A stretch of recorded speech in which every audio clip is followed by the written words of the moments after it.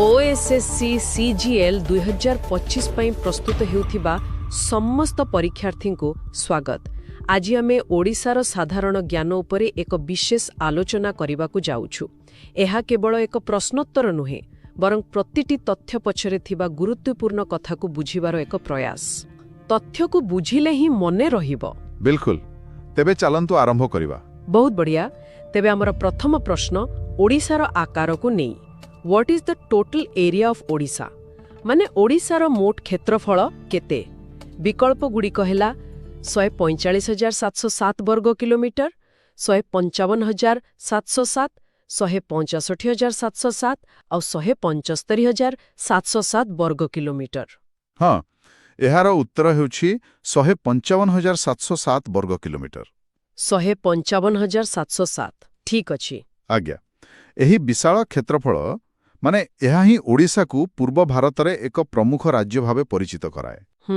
ଏହା କେବଳ ଗୋଟେ ସଂଖ୍ୟା ନୁହେଁ, ଏହା ଆମ ରାଜ୍ୟର ପରିଚୟ। ଏକଦମ। ଏହା ତ ଗଲା ଆମ ରାଜ୍ୟର କ୍ଷେତ୍ରଫଳ। କିନ୍ତୁ ପୁରା ଭାରତ ତୁଳନାରେ ଏହାର ସ୍ଥାନ କେଉଁଠି? ଏହା ଉପରେ ଆମର ପରବର୍ତ୍ତୀ ପ୍ରଶ୍ନ।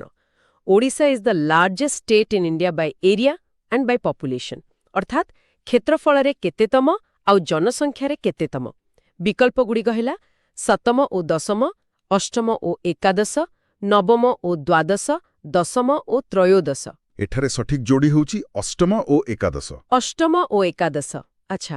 ହଁ, ମାନେ କ୍ଷେତ୍ରଫଳ ଦୃଷ୍ଟିରୁ ଆମେ ଭାରତର ଅଷ୍ଟମ ବୃହତ୍ତମ ରାଜ୍ୟ, କିନ୍ତୁ ଜନସଂଖ୍ୟା ଦୃଷ୍ଟିରୁ ଏକାଦଶ। ଏହାର କିଛି ବିଶେଷ ଅର୍ଥ ଅଛି କି? ନିଶ୍ଚୟ।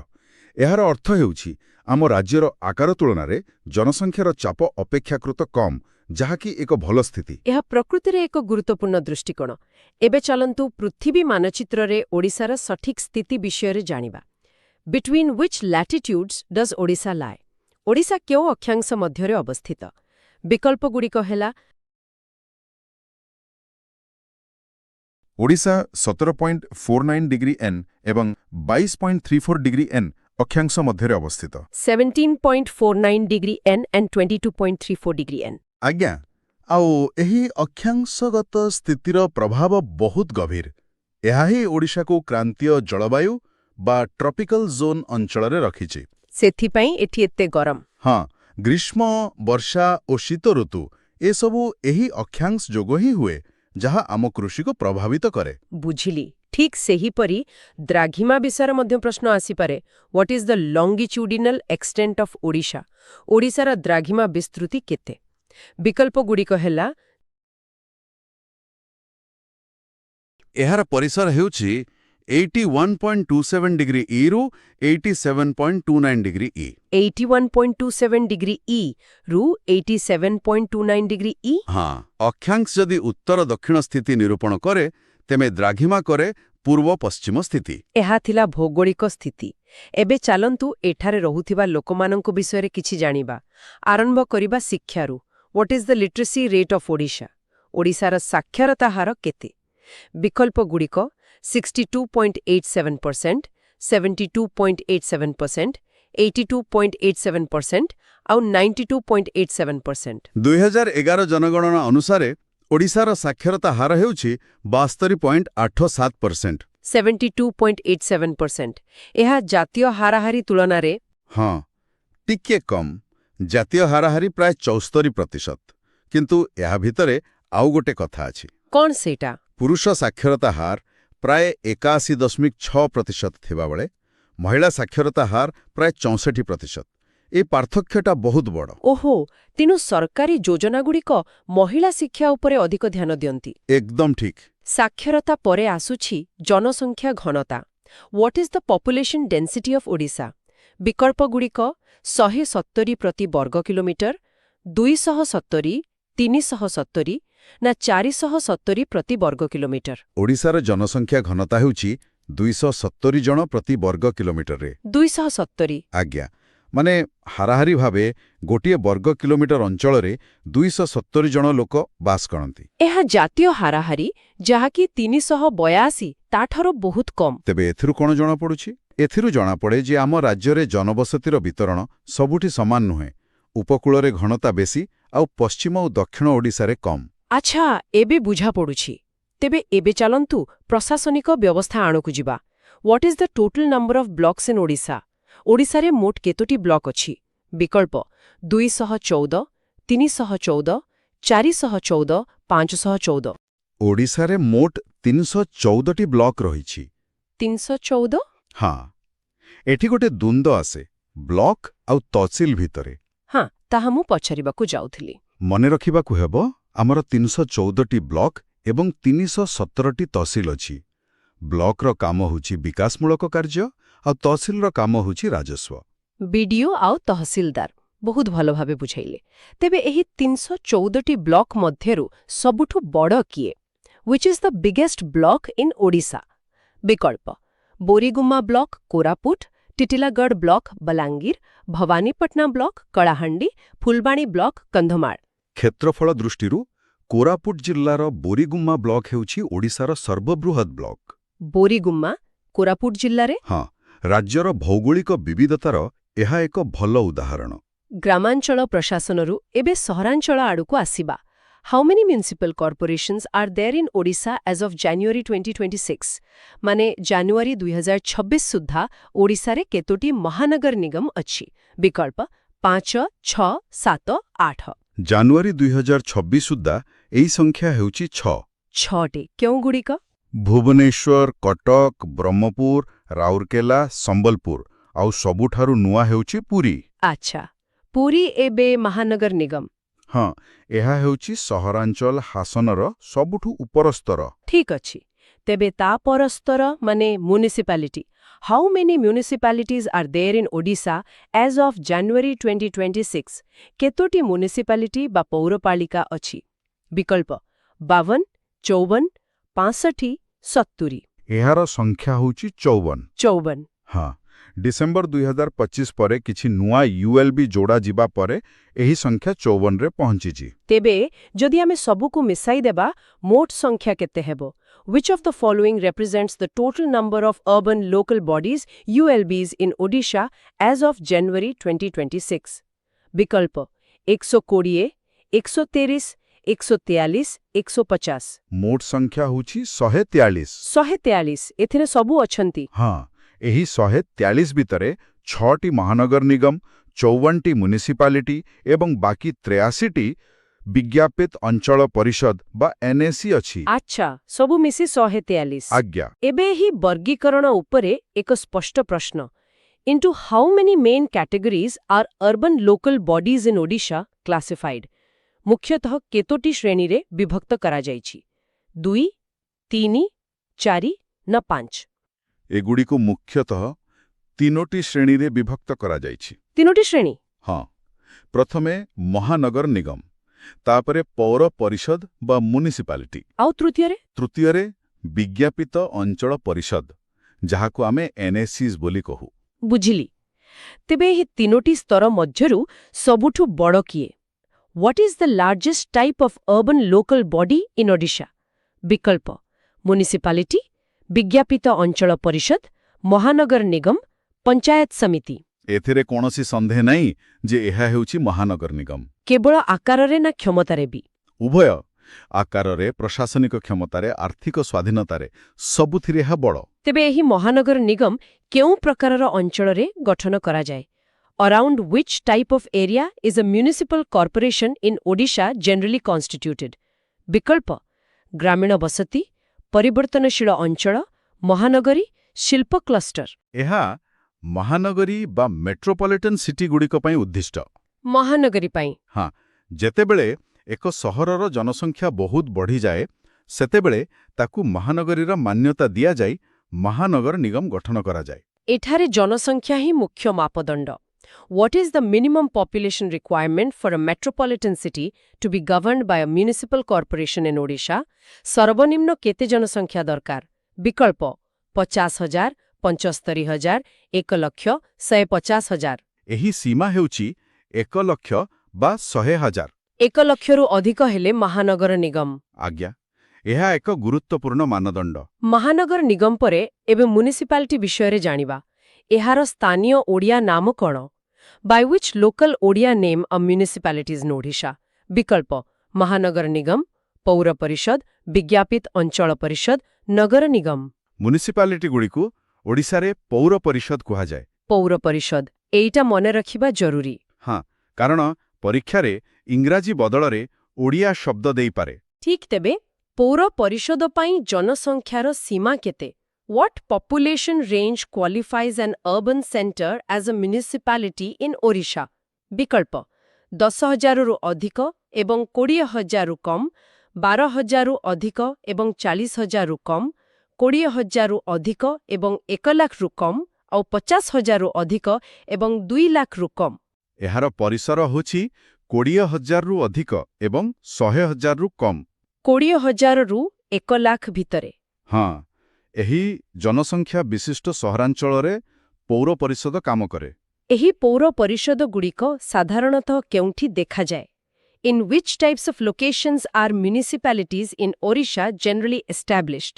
ବିକଳ୍ପ ଉପକୂଳବର୍ତ୍ତୀ ଗ୍ରାମ, ଜିଲ୍ଲା ମୁଖ୍ୟାଳୟ ଏବଂ ପ୍ରମୁଖ ସହର, ଖଣି ବସତି, କୃଷି କ୍ଲଷ୍ଟର। ମୁଖ୍ୟତଃ ଜିଲ୍ଲା ମୁଖ୍ୟାଳୟ ଏବଂ ରାଜ୍ୟର ଅନ୍ୟାନ୍ୟ ପ୍ରମୁଖ ସହରଗୁଡ଼ିକରେ ପୌର ପରିଷଦ ଗଠନ କରାଯାଏ।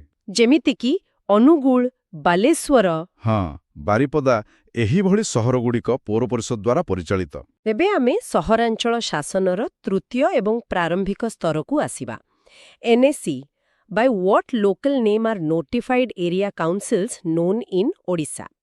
ବିକଳ୍ପ ପୌର ପରିଷଦ, ମହାନଗର ନିଗମ, ବିଜ୍ଞାପିତ ଅଞ୍ଚଳ ପରିଷଦ, ନଗର ନିଗମ। ଇଂରାଜୀର ନୋଟିଫାଇଡ୍ ଏରିଆ କାଉନସିଲକୁ ଓଡ଼ିଆରେ ସିଧାସଳଖ ବିଜ୍ଞାପିତ ଅଞ୍ଚଳ ପରିଷଦ କୁହାଯାଏ। ଏଥିରେ କିଛି ପରିବର୍ତ୍ତନ ନାହିଁ। ନା, ତେଣୁ ଏହାକୁ ମନେ ରଖିବା ସହଜ। ଏଗୁଡ଼ିକ ହେଉଛି ଗ୍ରାମରୁ ସହରକୁ ପରିବର୍ତ୍ତିତ ହେଉଥିବା ଅଞ୍ଚଳ। ଆଉ ଆଜିର ଆଲୋଚନାର ଶେଷ ପ୍ରଶ୍ନ, ଏଇ NAC ପାଇଁ ଜନସଂଖ୍ୟା ସୀମା କେତେ? What is the population range for an area to be classified as a notified area council in Odisha? ବିକଳ୍ପ 5,000 20,000, 10,000 25,000, 12,000 40,000 ଆଉ 15,000 50,000। ଏଥିପାଇଁ ଜନସଂଖ୍ୟା ସୀମା ହେଉଛି 12,000ରୁ 40,000। 12,000ରୁ 40,000। ହଁ, 12,000ରୁ ଅଧିକ କିନ୍ତୁ 40,000ରୁ କମ୍। ଏହାକୁ ସହରୀକରଣର ପ୍ରଥମ ପାହାଚ ବୋଲି କୁହାଯାଇପାରେ। ବାଃ, ତେବେ ଆଜିର ଏ ଆଲୋଚନାରେ ଆମେ ଓଡ଼ିଶାର ଭୌଗୋଳିକ ପରିଚୟଠାରୁ ଆରମ୍ଭ କରି ଏହାର ପ୍ରଶାସନିକ ଢାଞ୍ଚା ପର୍ଯ୍ୟନ୍ତ ବହୁତ କିଛି ଜାଣିଲେ। How many notified area councils are there in Odisha? ହଁ, ମାନେ ଓଡ଼ିଶାରେ ମୋଟ କେତୋଟି ବିଜ୍ଞାପିତ ଅଞ୍ଚଳ ପରିଷଦ ବା NAC ଅଛି? ବିକଳ୍ପଗୁଡ଼ିକ ହେଲା 73, 80 83 ଆଉ 90। ତେବେ ଉତ୍ତରଟା କ'ଣ? ଏହାର ସଠିକ ଉତ୍ତର ହେଉଛି 83। 83। ମୋତେ ଲାଗୁଛି ଏହି ସଂଖ୍ୟାଟା ନିକଟରେ ବଦଳିଛି, ଠିକ୍? ଏକଦମ ଠିକ୍। 2025ରେ କିଛି ନୂଆ NAC ଘୋଷଣା କରାଯିବା ପରେ ରାଜ୍ୟରେ ଏହାର ସଂଖ୍ୟା 83କୁ ବୃଦ୍ଧି ପାଇଛି। ଆଚ୍ଛା, ତେବେ ପରବର୍ତ୍ତୀ ପ୍ରଶ୍ନକୁ ଯିବା। ହଁ, ପ୍ରଶ୍ନଟି ହେଲା, On what type of settlements are notified area councils in Odisha typically formed? ମାନେ NAC ଗୁଡ଼ିକ ସାଧାରଣତଃ କେଉଁ ପ୍ରକାରର ବସତି ଉପରେ ଗଠନ କରାଯାଏ? ବିକଳ୍ପଗୁଡ଼ିକ ହେଲା fully urbanized metropolitan areas, settlements transitioning from rural to urban। Industrial Jones only ଆଉ ଆଗ୍ରିକଲଚରାଲ ପ୍ରୋଡ୍ୟୁସିଂ ଭିଲେଜେସ୍? ତେବେ ସଠିକ ଉତ୍ତର ହେଉଛି settlements transitioning from rural to urban। ହଁ, ଏହାର ଅର୍ଥ ହେଉଛି ଯେଉଁ ଅଞ୍ଚଳଗୁଡ଼ିକ ଗ୍ରାମାଞ୍ଚଳରୁ ସହରାଞ୍ଚଳରେ ପରିବର୍ତ୍ତିତ ହେଉଛି ସେହି ଅଞ୍ଚଳରେ NAC ଗଠନ କରାଯାଏ। ଏକଦମ। ଏହା ସହରୀ ଶାସନର ପ୍ରଥମ ପାହାଚ ଭଳି। ଠିକ୍। ଏବେ ତୃତୀୟ ପ୍ରଶ୍ନ, Which Odisha government department oversees urban local bodies? Odisha ସରକାରଙ୍କର କେଉଁ ବିଭାଗ ସହରାଞ୍ଚଳ ସ୍ୱାୟତ୍ତ ଶାସନ ସଂସ୍ଥାଗୁଡ଼ିକର ତଦାରଖ କରେ? ବିକଳ୍ପଗୁଡ଼ିକ ହେଲା department of revenue and disaster management, department of housing and urban development, department of rural development, department of Panchayati Raj. ଉତ୍ତରଟି ହେଉଛି department of housing and urban development. ଗୃହ ଓ ନଗର ଉନ୍ନୟନ ବିଭାଗ? ହଁ, ଓଡ଼ିଶାର ସମସ୍ତ ସହରାଞ୍ଚଳ ସ୍ୱାୟତ୍ତ ଶାସନ ସଂସ୍ଥାର ସ୍ଥାପନା ଓ ପ୍ରଶାସନ ଦାୟିତ୍ୱ ଏହି ବିଭାଗ ଉପରେ ନ୍ୟସ୍ତ। ବଢ଼ିଆ। ତେବେ NACରୁ ଆଗକୁ ବଢ଼ି ଆମେ ଏବେ ମହାନଗର ନିଗମ ବିଷୟରେ କଥା ହେବା। ଆରମ୍ଭ କରିବା କଟକରୁ। ଠିକ୍। ପ୍ରଶ୍ନଟି ହେଉଛି, When was Cuttack Municipal Corporation named a corporation? ମାନେ କଟକ ମ୍ୟୁନିସିପାଲିଟିକୁ କେବେ ଏକ କର୍ପୋରେସନ ବା ମହାନଗର ନିଗମର ମାନ୍ୟତା ଦିଆଗଲା? ବିକଳ୍ପଗୁଡ଼ିକ 4th June 1876, 15th August 1994, January 1, 1994, 15th August 2008। ଏହାର ସଠିକ ଉତ୍ତର ହେଉଛି 15 ଅଗଷ୍ଟ 1994। ହଁ, କିନ୍ତୁ ଏଠି ଗୋଟେ ମଜାଦାର କଥା ଅଛି। ହଁ, ସେଇ 1876 ତାରିଖଟା। ଏକଦମ। କଟକ ମ୍ୟୁନିସିପାଲିଟି ପ୍ରଥମେ 4 ଜୁନ୍ 1876ରେ ସ୍ଥାପିତ ହୋଇଥିଲା। ବହୁତ ପୁରାଣା। ହଁ, କିନ୍ତୁ ଏହାକୁ 15 ଅଗଷ୍ଟ 1994ରେ ଆନୁଷ୍ଠାନିକ ଭାବେ ଏକ ମହାନଗର ନିଗମ ଭାବେ ଘୋଷଣା କରାଗଲା। ଆଚ୍ଛା, ତେବେ ପରବର୍ତ୍ତୀ ପ୍ରଶ୍ନ, who is the present elected mayor of Cuttack municipal corporation? Cuttack ମହାନଗର ନିଗମର ବର୍ତ୍ତମାନର ନିର୍ବାଚିତ ମେୟର କିଏ? ବିକଳ୍ପଗୁଡ଼ିକ ସୁଲୋଚନା ଦାସ, ସୁଭାଷ ଚନ୍ଦ୍ର ସିଂ, ସଂଗମିତ୍ରା ଡଲେଇ, ମଞ୍ଜୁଲତା କାନ୍ହାର। ସଠିକ ଉତ୍ତର ହେଉଛି ସୁଭାଷ ଚନ୍ଦ୍ର ସିଂ। ହଁ, 2022 ନିର୍ବାଚନ ପରଠାରୁ ସେ ମେୟର ଅଛନ୍ତି।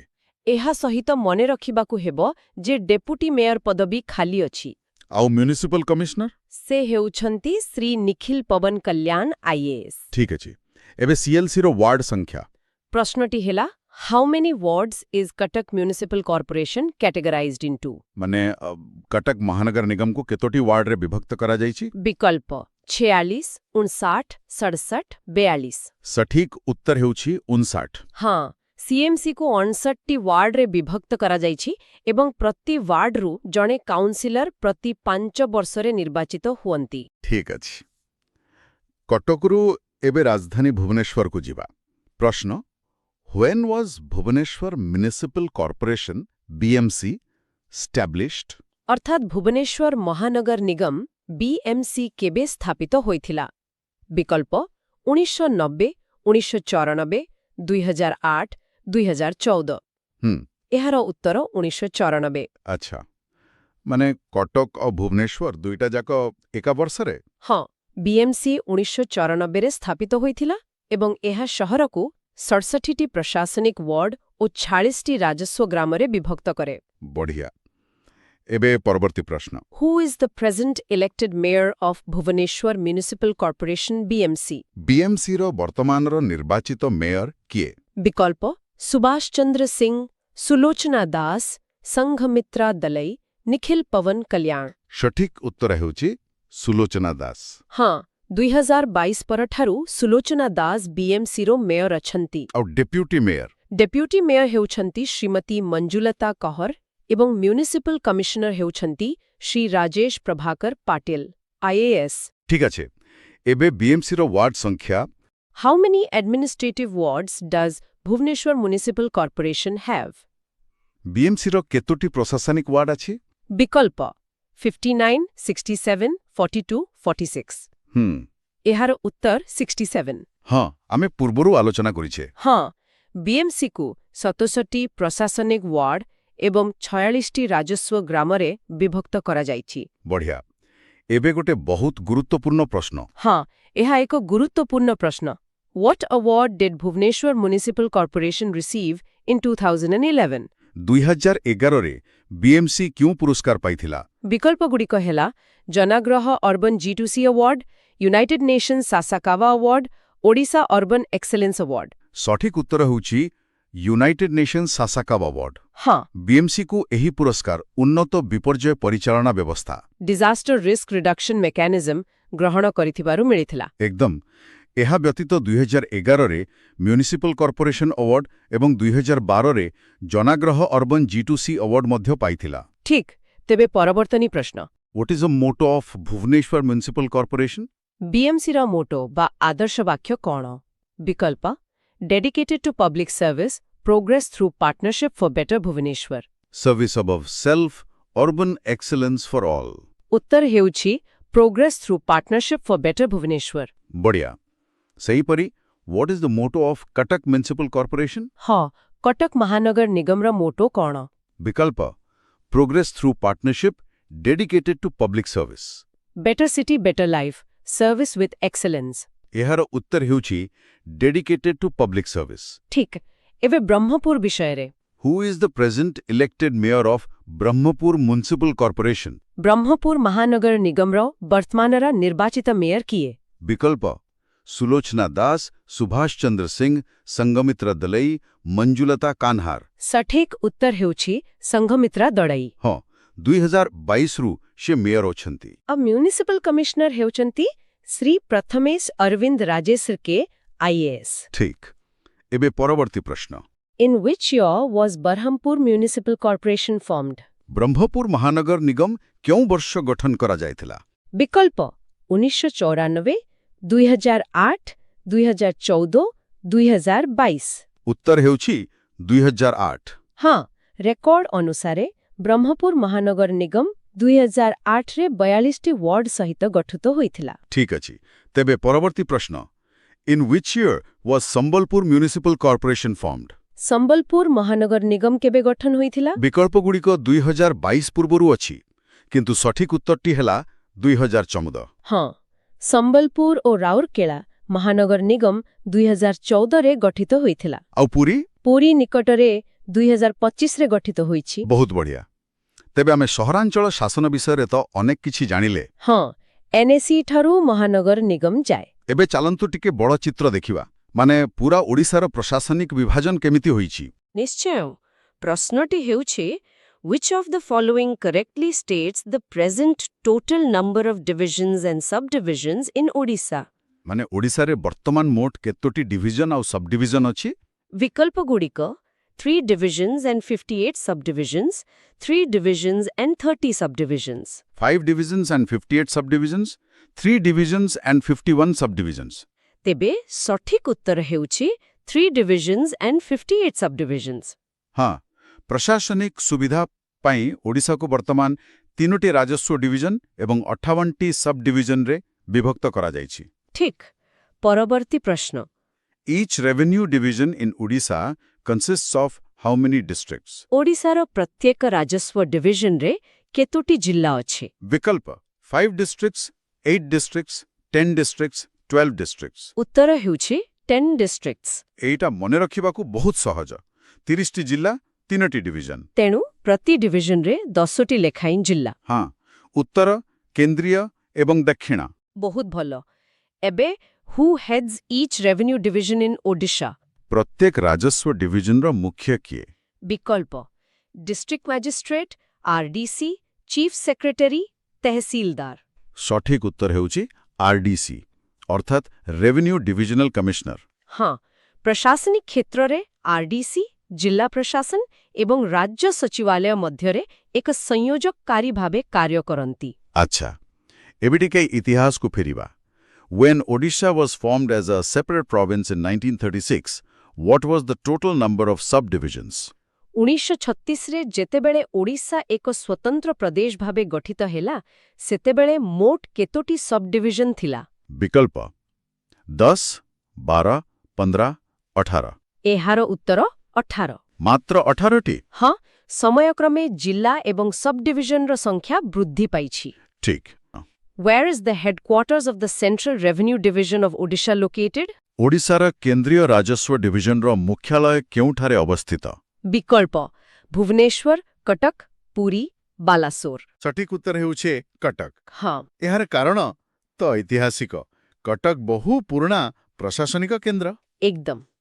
ଐତିହାସିକ ଭାବେ କଟକ ରାଜ୍ୟର ମୁଖ୍ୟ ରାଜସ୍ୱ ପ୍ରଶାସନ କେନ୍ଦ୍ର ଭାବେ କାର୍ଯ୍ୟ କରୁଥିଲା। ତେଣୁ କେନ୍ଦ୍ରୀୟ ରାଜସ୍ୱ ଡିଭିଜନର ମୁଖ୍ୟାଳୟ ଏଠାରେ ଅବସ୍ଥିତ।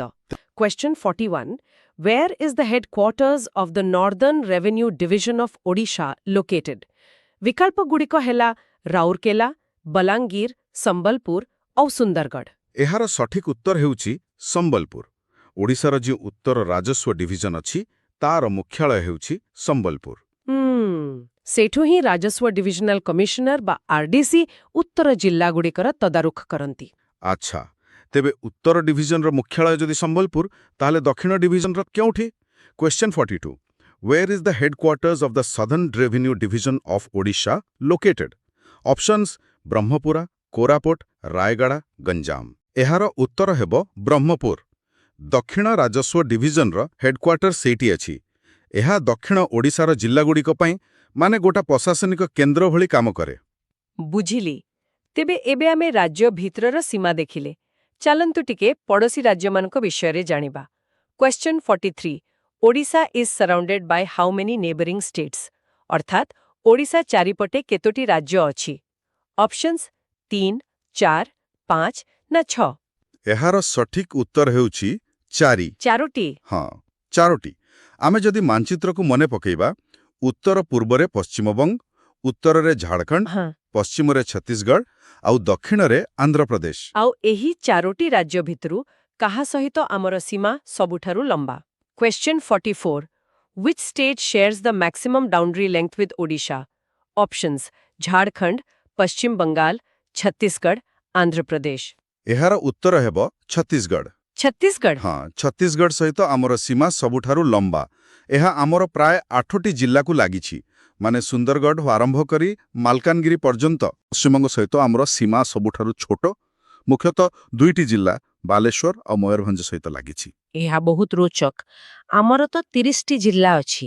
ତେବେ ସେଥିରୁ କେତୋଟି ଜିଲ୍ଲା ଏହି ପଡ଼ୋଶୀ ରାଜ୍ୟମାନଙ୍କୁ ଛୁଇଁଛନ୍ତି question 46 how many districts of Odisha share a border with other states options 10 12 14 16 एहार सठिक उत्तर हेउछि 14 माने आमर 30टी जिल्ला भितरु 14टी जिल्ला ପ୍ରାୟ ଅଧା एक्जाक्टली प्राय अधा जिल्ला हेउछन्ति सीमान्तवर्ती ଆଚ୍ଛା ତେବେ ଚାଲନ୍ତୁ ଟିକେ ବିସ୍ତାରରେ ଦେଖିବା ଉତ୍ତରରୁ ଆରମ୍ଭ କରିବା question 47 which of the following districts of Odisha shares a border with Jharkhand ଏଠି ଅପସନ୍ସ ଗ୍ରୁପରେ ଅଛି ବାଲେଶ୍ୱର ଭଦ୍ରକ ଯାଜପୁର ତାପରେ ମୟୂରଭଞ୍ଜ କେନ୍ଦୁଝର ସୁନ୍ଦରଗଡ଼ ଆଉ ଅଛି କାଳାହାଣ୍ଡି ନୂଆପାଡ଼ା ବରଗଡ଼ ଏବଂ ଗଞ୍ଜାମ ଗଜପତି ରାୟଗଡ଼ା ତେବେ ଝାଡ଼ଖଣ୍ଡ ସହିତ ଲାଗିଥିବା ଜିଲ୍ଲାଗୁଡ଼ିକ ହେଲା ମୟୂରଭଞ୍ଜ କେନ୍ଦୁଝର ଆଉ ସୁନ୍ଦରଗଡ଼ ମୟୂରଭଞ୍ଜ କେନ୍ଦୁଝର ସୁନ୍ଦରଗଡ଼ ହଁ ଏହି ତିନୋଟି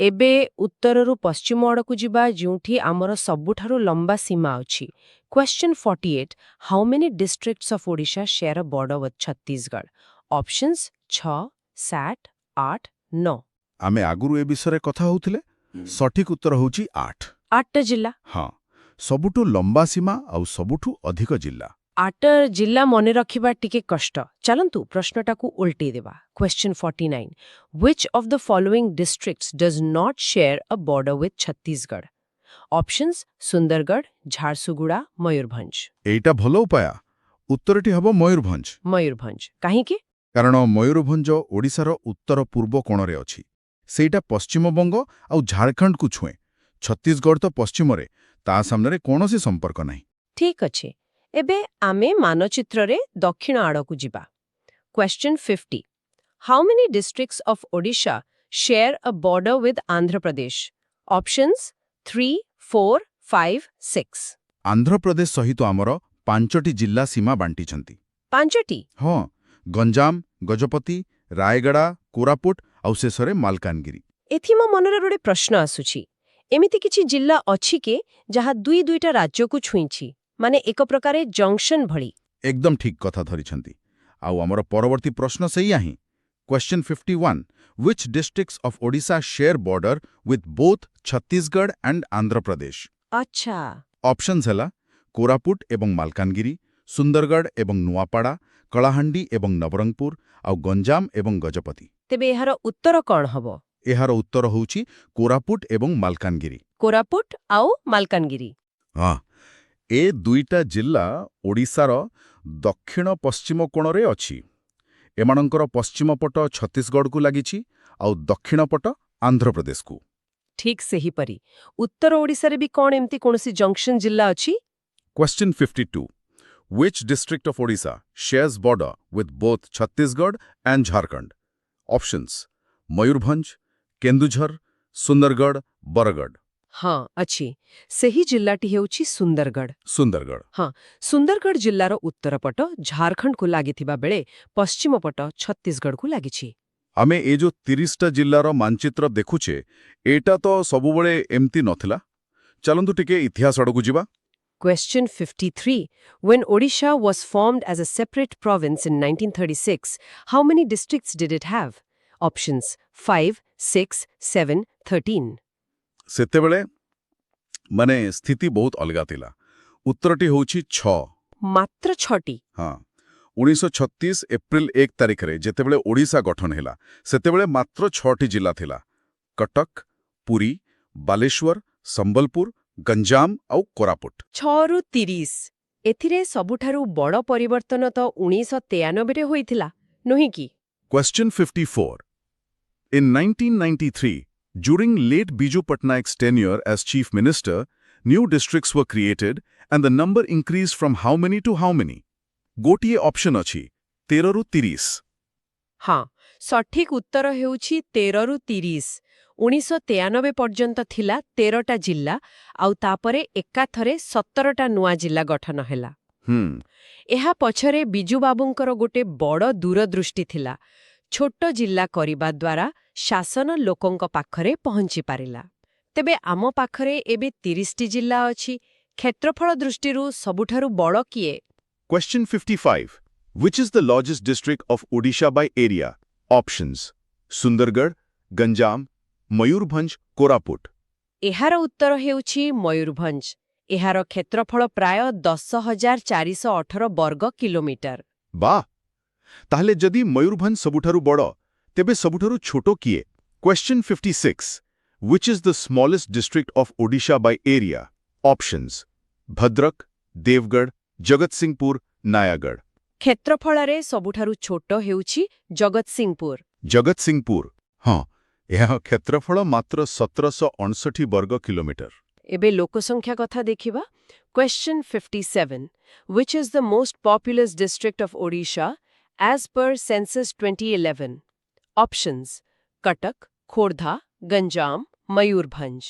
2011 ଜନଗଣନା ଅନୁଯାୟୀ ଓଡ଼ିଶାର ସର୍ବାଧିକ ଜନବହୁଳ ଜିଲ୍ଲା ହେଉଛି ଗଞ୍ଜାମ। ଗଞ୍ଜାମ? ହଁ, ସେଠାରେ 35 ଲକ୍ଷରୁ ଅଧିକ ଲୋକ ବାସ କରନ୍ତି। ଆଉ ସର୍ବନିମ୍ନ ଜନସଂଖ୍ୟା କେଉଁଠି? Question 58. Which is the least populous district of Odisha? Options: ବୌଦ୍ଧ, ନବରଙ୍ଗପୁର, ଦେବଗଡ଼, ମାଲକାନାଗିରି। ଏହାର ଉତ୍ତର ହେବ ଦେବଗଡ଼। ଦେବଗଡ଼? ହଁ, ଦେବଗଡ଼। ଏଠାରେ ମାତ୍ର 3,12,000 ଲୋକ ବାସ କରନ୍ତି। ଆମେ ଓଡ଼ିଶା ପ୍ରଦେଶ ଗଠନ କଥା କହିଲେ, କିନ୍ତୁ ତା ପୂର୍ବରୁ ଇଂରେଜମାନଙ୍କ ସମୟର ଗୋଟିଏ ଗୁରୁତ୍ୱପୂର୍ଣ୍ଣ ଘଟଣା। Question 59. When did the British East India Company get the Diwani rights of Odisha? Options: 1757, 1765, 1770, 1780। ଏହାର ଉତ୍ତର ହେଉଛି 1765। 1764ର ବକ୍ସର ଯୁଦ୍ଧ ଜିତିବା ପରେ ଆହ୍ଲାବାଦ ଚୁକ୍ତି ଅନୁଯାୟୀ ଇଷ୍ଟ ଇଣ୍ଡିଆ କମ୍ପାନୀକୁ ବଙ୍ଗ, ବିହାର ଆଉ ଓଡ଼ିଶାର ଦିୱାନୀ ଅଧିକାର ମିଳିଲା। ଏ ଦିୱାନୀ ଅଧିକାରର ଅର୍ଥ କ'ଣ? ମାନେ ରାଜସ୍ୱ ଆଦାୟ କରିବାର ଅଧିକାର।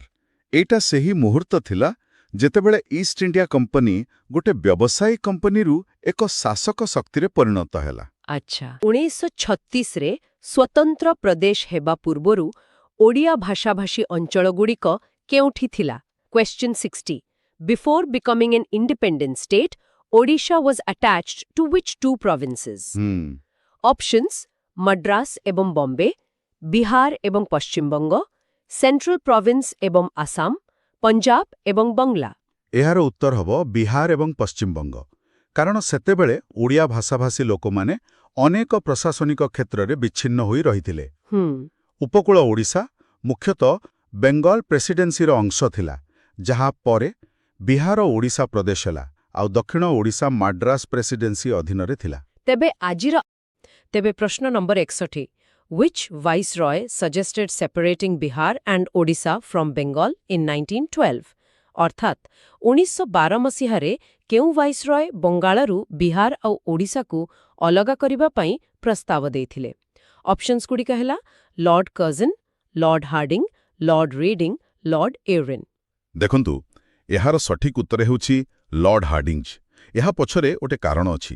1911ରେ ଯେତେବେଳେ ବଙ୍ଗଭଙ୍ଗ ରଦ୍ଦ ହେଲା, ସେତେବେଳେ ଭାଇସରାୟ ଲର୍ଡ ହାର୍ଡିଞ୍ଜ ପ୍ରଶାସନିକ ସୁବିଧା ପାଇଁ ବଙ୍ଗ ପ୍ରେସିଡେନ୍ସିରୁ ବିହାର ଓ ଓଡ଼ିଶାକୁ ଅଲଗା କରିବାକୁ ପ୍ରସ୍ତାବ ଦେଲେ, ଆଉ ସେଇଥିରୁ ହିଁ 1912ରେ ବିହାର ଓ ଓଡ଼ିଶା ପ୍ରଦେଶ ଗଠନ ହେଲା। ଆଚ୍ଛା, ତେବେ ଏହା ଥିଲା ପ୍ରଥମ ପଦକ୍ଷେପ। ଏବେ ପରବର୍ତ୍ତୀ ପ୍ରଶ୍ନ। When Odisha became an independent state on 1st April 1936, it was separated from which province? ମାନେ 1936 ଏପ୍ରିଲ 1ରେ ଯେତେବେଳେ ଓଡ଼ିଶା ଏକ ସ୍ୱତନ୍ତ୍ର ରାଜ୍ୟ ହେଲା ସେତେବେଳେ ଏହା କେଉଁ ପ୍ରଦେଶରୁ ଅଲଗା ହୋଇଥିଲା? ଅପସନ୍ସ ରହୁଛି Bengal Presidency, Madras Presidency, Bihar, Central Provinces. ହଁ, ତ ଏହାର ଉତ୍ତର ହେବ ବିହାର। କାରଣ ବିହାର ଓଡ଼ିଶା ପ୍ରଦେଶରେ ଓଡ଼ିଆମାନଙ୍କର ସ୍ୱାର୍ଥ ଅବହେଳିତ ହେଉଥିଲା। ତେଣୁ ବହୁ ସଂଗ୍ରାମ ପରେ ଗଭର୍ଣ୍ଣମେଣ୍ଟ ଅଫ୍ ଇଣ୍ଡିଆ ଆକ୍ଟ 1935 ଅନୁସାରେ ଓଡ଼ିଶାକୁ ଏକ ସ୍ୱତନ୍ତ୍ର ପ୍ରଦେଶର ମାନ୍ୟତା ଦିଆଗଲା। ଠିକ୍। ଆଉ ଏହା 1936 ଏପ୍ରିଲ 1ରେ ବିହାରରୁ ଅଲଗା ହୋଇଥିଲା। ଏକଦମ। ଏହି ତାରିଖଗୁଡ଼ିକ ଟିକେ ଦ୍ୱନ୍ଦ୍ୱ ସୃଷ୍ଟି କରୁଛି। ତେଣୁ ଏହାକୁ ସ୍ପଷ୍ଟ କରିବା ପାଇଁ ପରବର୍ତ୍ତୀ ପ୍ରଶ୍ନଟି ଦେଖିବା। When was Odisha separated from West Bengal, ମାନେ Bengal presidency? Options 1 April 1936, 22 March 1912, 15th August 1947, 1 April 1912। ହଁ, ଏଇଟା ବହୁତ ଭଲ ପ୍ରଶ୍ନ। ଏଇଠି ହିଁ କନଫ୍ୟୁଜନ ହୁଏ। ଏହାର ସଠିକ ଉତ୍ତର ହେବ 22 ମାର୍ଚ୍ଚ 1912। ତେଣୁ ମନେ ରଖିବାକୁ ହେବ ଦୁଇଟି ପର୍ଯ୍ୟାୟରେ ଏହା ହୋଇଥିଲା। ଆଚ୍ଛା। ପ୍ରଥମେ 1912ରେ ଓଡ଼ିଶା ବିହାର ସହିତ ମିଶି ବଙ୍ଗ ପ୍ରେସିଡେନ୍ସିରୁ ଅଲଗା ହେଲା। ଆଉ ତାପରେ 1936ରେ ଓଡ଼ିଶା ବିହାରରୁ ଅଲଗା ହୋଇ ନିଜର ସ୍ୱତନ୍ତ୍ର ପରିଚୟ ପାଇଲା। ବର୍ତ୍ତମାନ ପୁରା ସ୍ପଷ୍ଟ ହୋଇଗଲା। ତେବେ ଯେତେବେଳେ 1936ରେ ନୂଆ ରାଜ୍ୟ ଗଠନ ହେଲା ସେତେବେଳର ପ୍ରଶାସନିକ ରୂପରେଖ କେମିତି ଥିଲା? When Odisha was formed on 1 April 1936, what was the total number of districts and subdivisions? Options ହେଲା 6 districts and 12 subdivisions, 6 districts and 18 subdivisions, 13 districts and 18 subdivisions, 30 districts and 58 subdivisions। ସେତେବେଳେ ତ ମାତ୍ର 6ଟି ଜିଲ୍ଲା ଆଉ 18ଟି ସବ୍ ଡିଭିଜନ ଥିଲା। ମାତ୍ର 6ଟି। ହଁ, ସେଗୁଡ଼ିକ ଥିଲା କଟକ, ପୁରୀ, ବାଲେଶ୍ୱର, ସମ୍ବଲପୁର ଆଉ ଗଞ୍ଜାମ ଓ କୋରାପୁଟ। ଠିକ୍। ତେବେ ରାଜ୍ୟ ତ ଗଠନ ହେଲା, କିନ୍ତୁ ରାଜଧାନୀ ପରେ ବଦଳିଲା। ପରବର୍ତ୍ତୀ ପ୍ରଶ୍ନ ସେଇ ବିଷୟରେ। In which year was the capital of Odisha shifted from Cuttack to Bhubaneswar? କେଉଁ ବର୍ଷ ରାଜଧାନୀ କଟକରୁ ଭୁବନେଶ୍ୱରକୁ ଗଲା? ଅପସନ୍ସ ଦୁଇଟି, 1947 ଆଉ 1948। ଉତ୍ତର ହେବ 1948। ଏହା ପଛରେ କାରଣ ଥିଲା ଯେ କଟକ ସହରରେ ବନ୍ୟା ସମସ୍ୟା ଥିଲା ଆଉ ସହର ବଢ଼ିବା ପାଇଁ ଜାଗା କମ୍ ଥିଲା। ତା ତ ଥିଲା। ତେଣୁ ସ୍ୱାଧୀନତା ପରେ ଏକ ଆଧୁନିକ ଯୋଜନାବଦ୍ଧ ରାଜଧାନୀର ଆବଶ୍ୟକତା ପଡ଼ିଲା। ଆଉ 13 ଏପ୍ରିଲ 1948ରେ ପ୍ରଧାନମନ୍ତ୍ରୀ ନେହେରୁ ଭୁବନେଶ୍ୱରର ଭିତ୍ତିପ୍ରସ୍ତର ସ୍ଥାପନ କଲେ। ୱାଃ! ଆଉ ଏହି ନୂଆ ରାଜଧାନୀର ନାଁ ଭୁବନେଶ୍ୱରର ଅର୍ଥ କ'ଣ? What is the meaning of Bhubaneswar? Options: City of Lakes, Lord's World, God's World, Temple City, Eastern Capital। ଏହାର ଅର୍ଥ ହେଉଛି ଲର୍ଡସ୍ ୱାର୍ଲ୍ଡ ବା ଈଶ୍ୱରଙ୍କ ସଂସାର। ଏହି ନାମଟି ଆସିଛି ଭଗବାନ ଶିବଙ୍କ ନାମ ତ୍ରିଭୁବନେଶ୍ୱରରୁ। ଆଚ୍ଛା, ତିନି ଲୋକର ସ୍ୱାମୀ। ହଁ, ଗୋଟେ ଆଧୁନିକ ସହରକୁ ଏମିତି ଏକ ଆଧ୍ୟାତ୍ମିକ ନାମ ଦିଆଯାଇଥିଲା।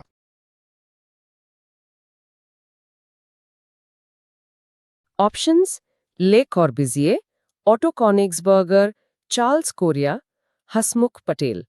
ଏହାର ଶ୍ରେୟ ଯାଏ ଜର୍ମାନ ସ୍ଥପତି ଅଟୋ କନିଗ୍ସବର୍ଗଙ୍କୁ। ସେ 1946 ମସିହାରେ ଏହାର ନକ୍ସା ପ୍ରସ୍ତୁତ କରିଥିଲେ। ଆଉ ଏହା ସ୍ୱାଧୀନ ଭାରତର ପ୍ରଥମ କିଛି ଯୋଜନାବଦ୍ଧ ସହର ଭିତରୁ ଗୋଟିଏ। ବହୁତ interesting. Which is the largest city of Odisha? Options: Cuttack, Rourkela, Bhubaneswar, Berhampur। ଏଥିରେ ତ କିଛି ସନ୍ଦେହ ନାହିଁ, ଭୁବନେଶ୍ୱର। ଜନସଂଖ୍ୟା ଦୃଷ୍ଟିରୁ ଏହା ରାଜ୍ୟର ସବୁଠାରୁ ବଡ଼ ସହର। ଆଉ ଏବେ ତ ଏହା ପୂର୍ବ ଭାରତର ଏକ ବଡ଼ ଶିକ୍ଷା ଆଉ ଆଇଟି ହବ୍। ଏକଦମ ଠିକ୍। ତବେ ଏବେ ଆସନ୍ତୁ ରାଜ୍ୟର ପରିଚୟ ସହ ଜଡ଼ିତ କିଛି ପ୍ରତୀକ ବିଷୟରେ କଥା ହେବା। ପ୍ରଥମେ ରାଜ୍ୟ ସଙ୍ଗୀତ। Who wrote the state anthem of Odisha, Vande Utkal ଜନନୀ? ବନ୍ଦେ ଉତ୍କଳ ଜନନୀ କିଏ ଲେଖିଥିଲେ? ଅପସନ୍ସ: ଫକୀର ମୋହନ ସେନାପତି, କବି ସମ୍ରାଟ ଉପେନ୍ଦ୍ର ଭଞ୍ଜା, କାନ୍ତା କବି ଲକ୍ଷ୍ମୀକାନ୍ତ ମୋହପାତ୍ରା, ଗଙ୍ଗାଧର ମେହେର। ଏହାର ରଚୟିତା ହେଉଛନ୍ତି କାନ୍ତକବି ଲକ୍ଷ୍ମୀକାନ୍ତ ମହାପାତ୍ର। ଏହି ଗୀତଟି ମାନେ ସ୍ୱତନ୍ତ୍ର ଓଡ଼ିଶା ପ୍ରଦେଶ ଗଠନ ଆନ୍ଦୋଳନ ସମୟରେ ଓଡ଼ିଆ ସ୍ୱାଭିମାନର ପ୍ରତୀକ ଥିଲା। ହଁ, ଆଉ ଏବେ ଏହାକୁ ରାଜ୍ୟ ସଙ୍ଗୀତର ମାନ୍ୟତା ମିଳିଛି। ହଁ, 2020ରେ ଓଡ଼ିଶା କ୍ୟାବିନେଟ୍ ଏହାକୁ ଆନୁଷ୍ଠାନିକ ମାନ୍ୟତା ଦେଲା। ବହୁତ ଭଲ। ଏବେ ଆସନ୍ତୁ ପ୍ରାକୃତିକ ପ୍ରତୀକଗୁଡ଼ିକ ଉପରେ। Which is the state flower of Odisha? ରାଜ୍ୟ ପୁଷ୍ପ କେଉଁଟି? ଅପସନ୍ସ: ଲୋଟସ୍ ଆଉ ଅଶୋକା। ସଠିକ ଉତ୍ତର ହେଉଛି ଅଶୋକ। ଏହା ସହିତ ମନେ ରଖିବା କଥା ଯେ ଆମ ରାଜ୍ୟର ବୃକ୍ଷ ହେଉଛି ଅଶ୍ୱତ୍ଥ। ଠିକ୍ ଫୁଲ ପରେ ଆସିଲା ପକ୍ଷୀ which is the state bird of Odisha? Options: peacock, kingfisher, Indian roller, sparrow. ଉତ୍ତର ହେଉଛି ଇଣ୍ଡିଆନ୍ ରୋଲର, ଯାହାକୁ ଆମେ ଭଦଭଦଲିଆ ବୋଲି କହୁ। ଓହୋ ଭଦଭଦଳିଆ। ହଁ, ଆଉ ଏହା ସହ ରାଜ୍ୟ ପଶୁ ହେଉଛି ସମ୍ବର। ବହୁତ ବଢ଼ିଆ। ଏବେ ସବୁଠୁ ମହତ୍ତ୍ୱପୂର୍ଣ୍ଣ ପ୍ରତୀକ ରାଜ୍ୟ ଚିହ୍ନ। What does the state emblem of Odisha feature? Options: elephant, lion, warrior horse, tiger. ରାଜ୍ୟ ଚିହ୍ନରେ ଅଛି ଗୋଟେ ଯୋଦ୍ଧା, ଅଶ୍ୱ ବା ୱାରିୟର ହର୍ସ। ଏହି ପ୍ରତୀକଟି କୋଣାର୍କ ସୂର୍ଯ୍ୟ ମନ୍ଦିରରୁ ନିଆଯାଇଛି। ଏହା ଓଡ଼ିଶାର ବୀରତ୍ୱ ଆଉ ପ୍ରଗତିର ପ୍ରତୀକ। ଠିକ୍। ତେବେ ଏ ତ ଗଲା ରାଜ୍ୟର ପ୍ରତୀକ କଥା। କିନ୍ତୁ ଓଡ଼ିଶାର ପ୍ରକୃତ ଐତିହ୍ୟ ତ ଏହାର ପ୍ରକୃତି। How many national parks are there in Odisha? ଓଡ଼ିଶାରେ କେତୋଟି ଜାତୀୟ ଉଦ୍ୟାନ ଅଛି? ଅପସନ୍ସ 1, 2, 3, 4। ଓଡ଼ିଶାରେ 2ଟି ଜାତୀୟ ଉଦ୍ୟାନ ଅଛି। 2ଟି? ହଁ, ଶିମିଳିପାଲ ଆଉ ଭିତରକନିକା। ଆଉ 2ଟିର ପରିବେଶ ପୁରା ଅଲଗା।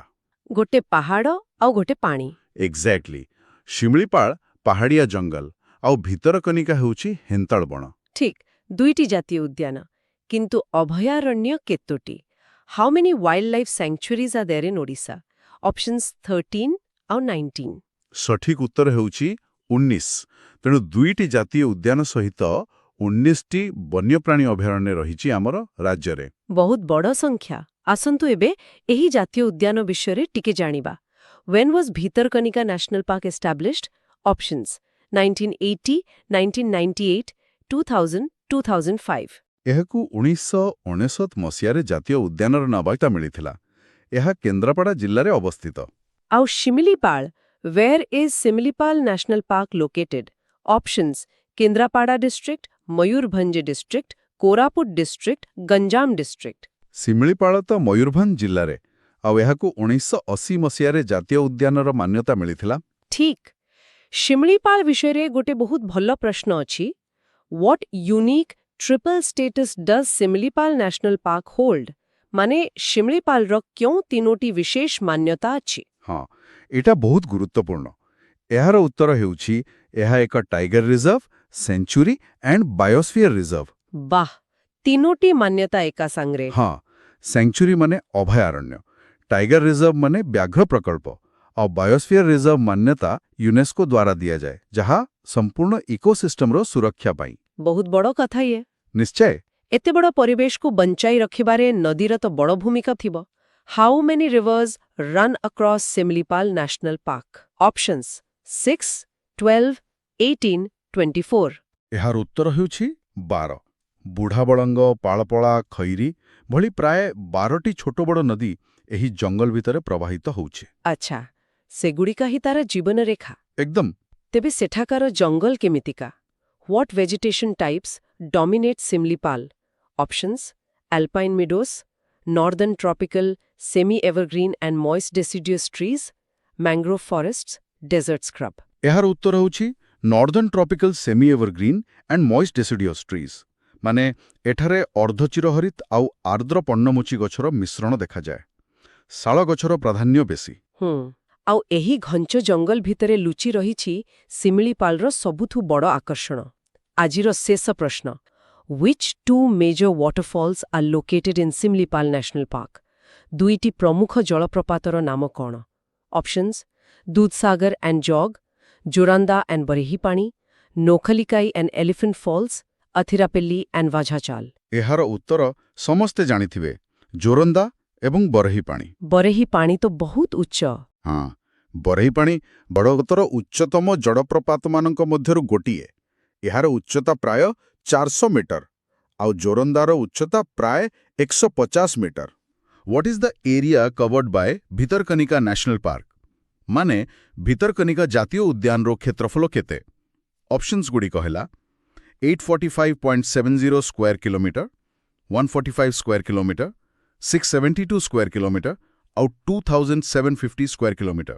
ହଁ, ତ ଏହାର ସଠିକ ଉତ୍ତର ହେଉଛି 145 ସ୍କୋୟାର କିଲୋମିଟର। 145 square kilometre. ଆଚ୍ଛା हाँ देखନ୍ତୁ भितरकनिका अभयारण्यटा बहुत बड़ किंतु ता भितरे जो मूल अंचलकू जातीय उद्यान बा नेशनल पार्कर मान्यता मिली तार क्षेत्रफल हेउची 145 वर्ग किलोमीटर। ବୁଝିଲି ମାନେ ପରୀକ୍ଷାରେ ନ୍ୟାସନାଲ ପାର୍କ ପଚାରିଲେ 145 ଠିକ୍ ଉତ୍ତର ହେବ।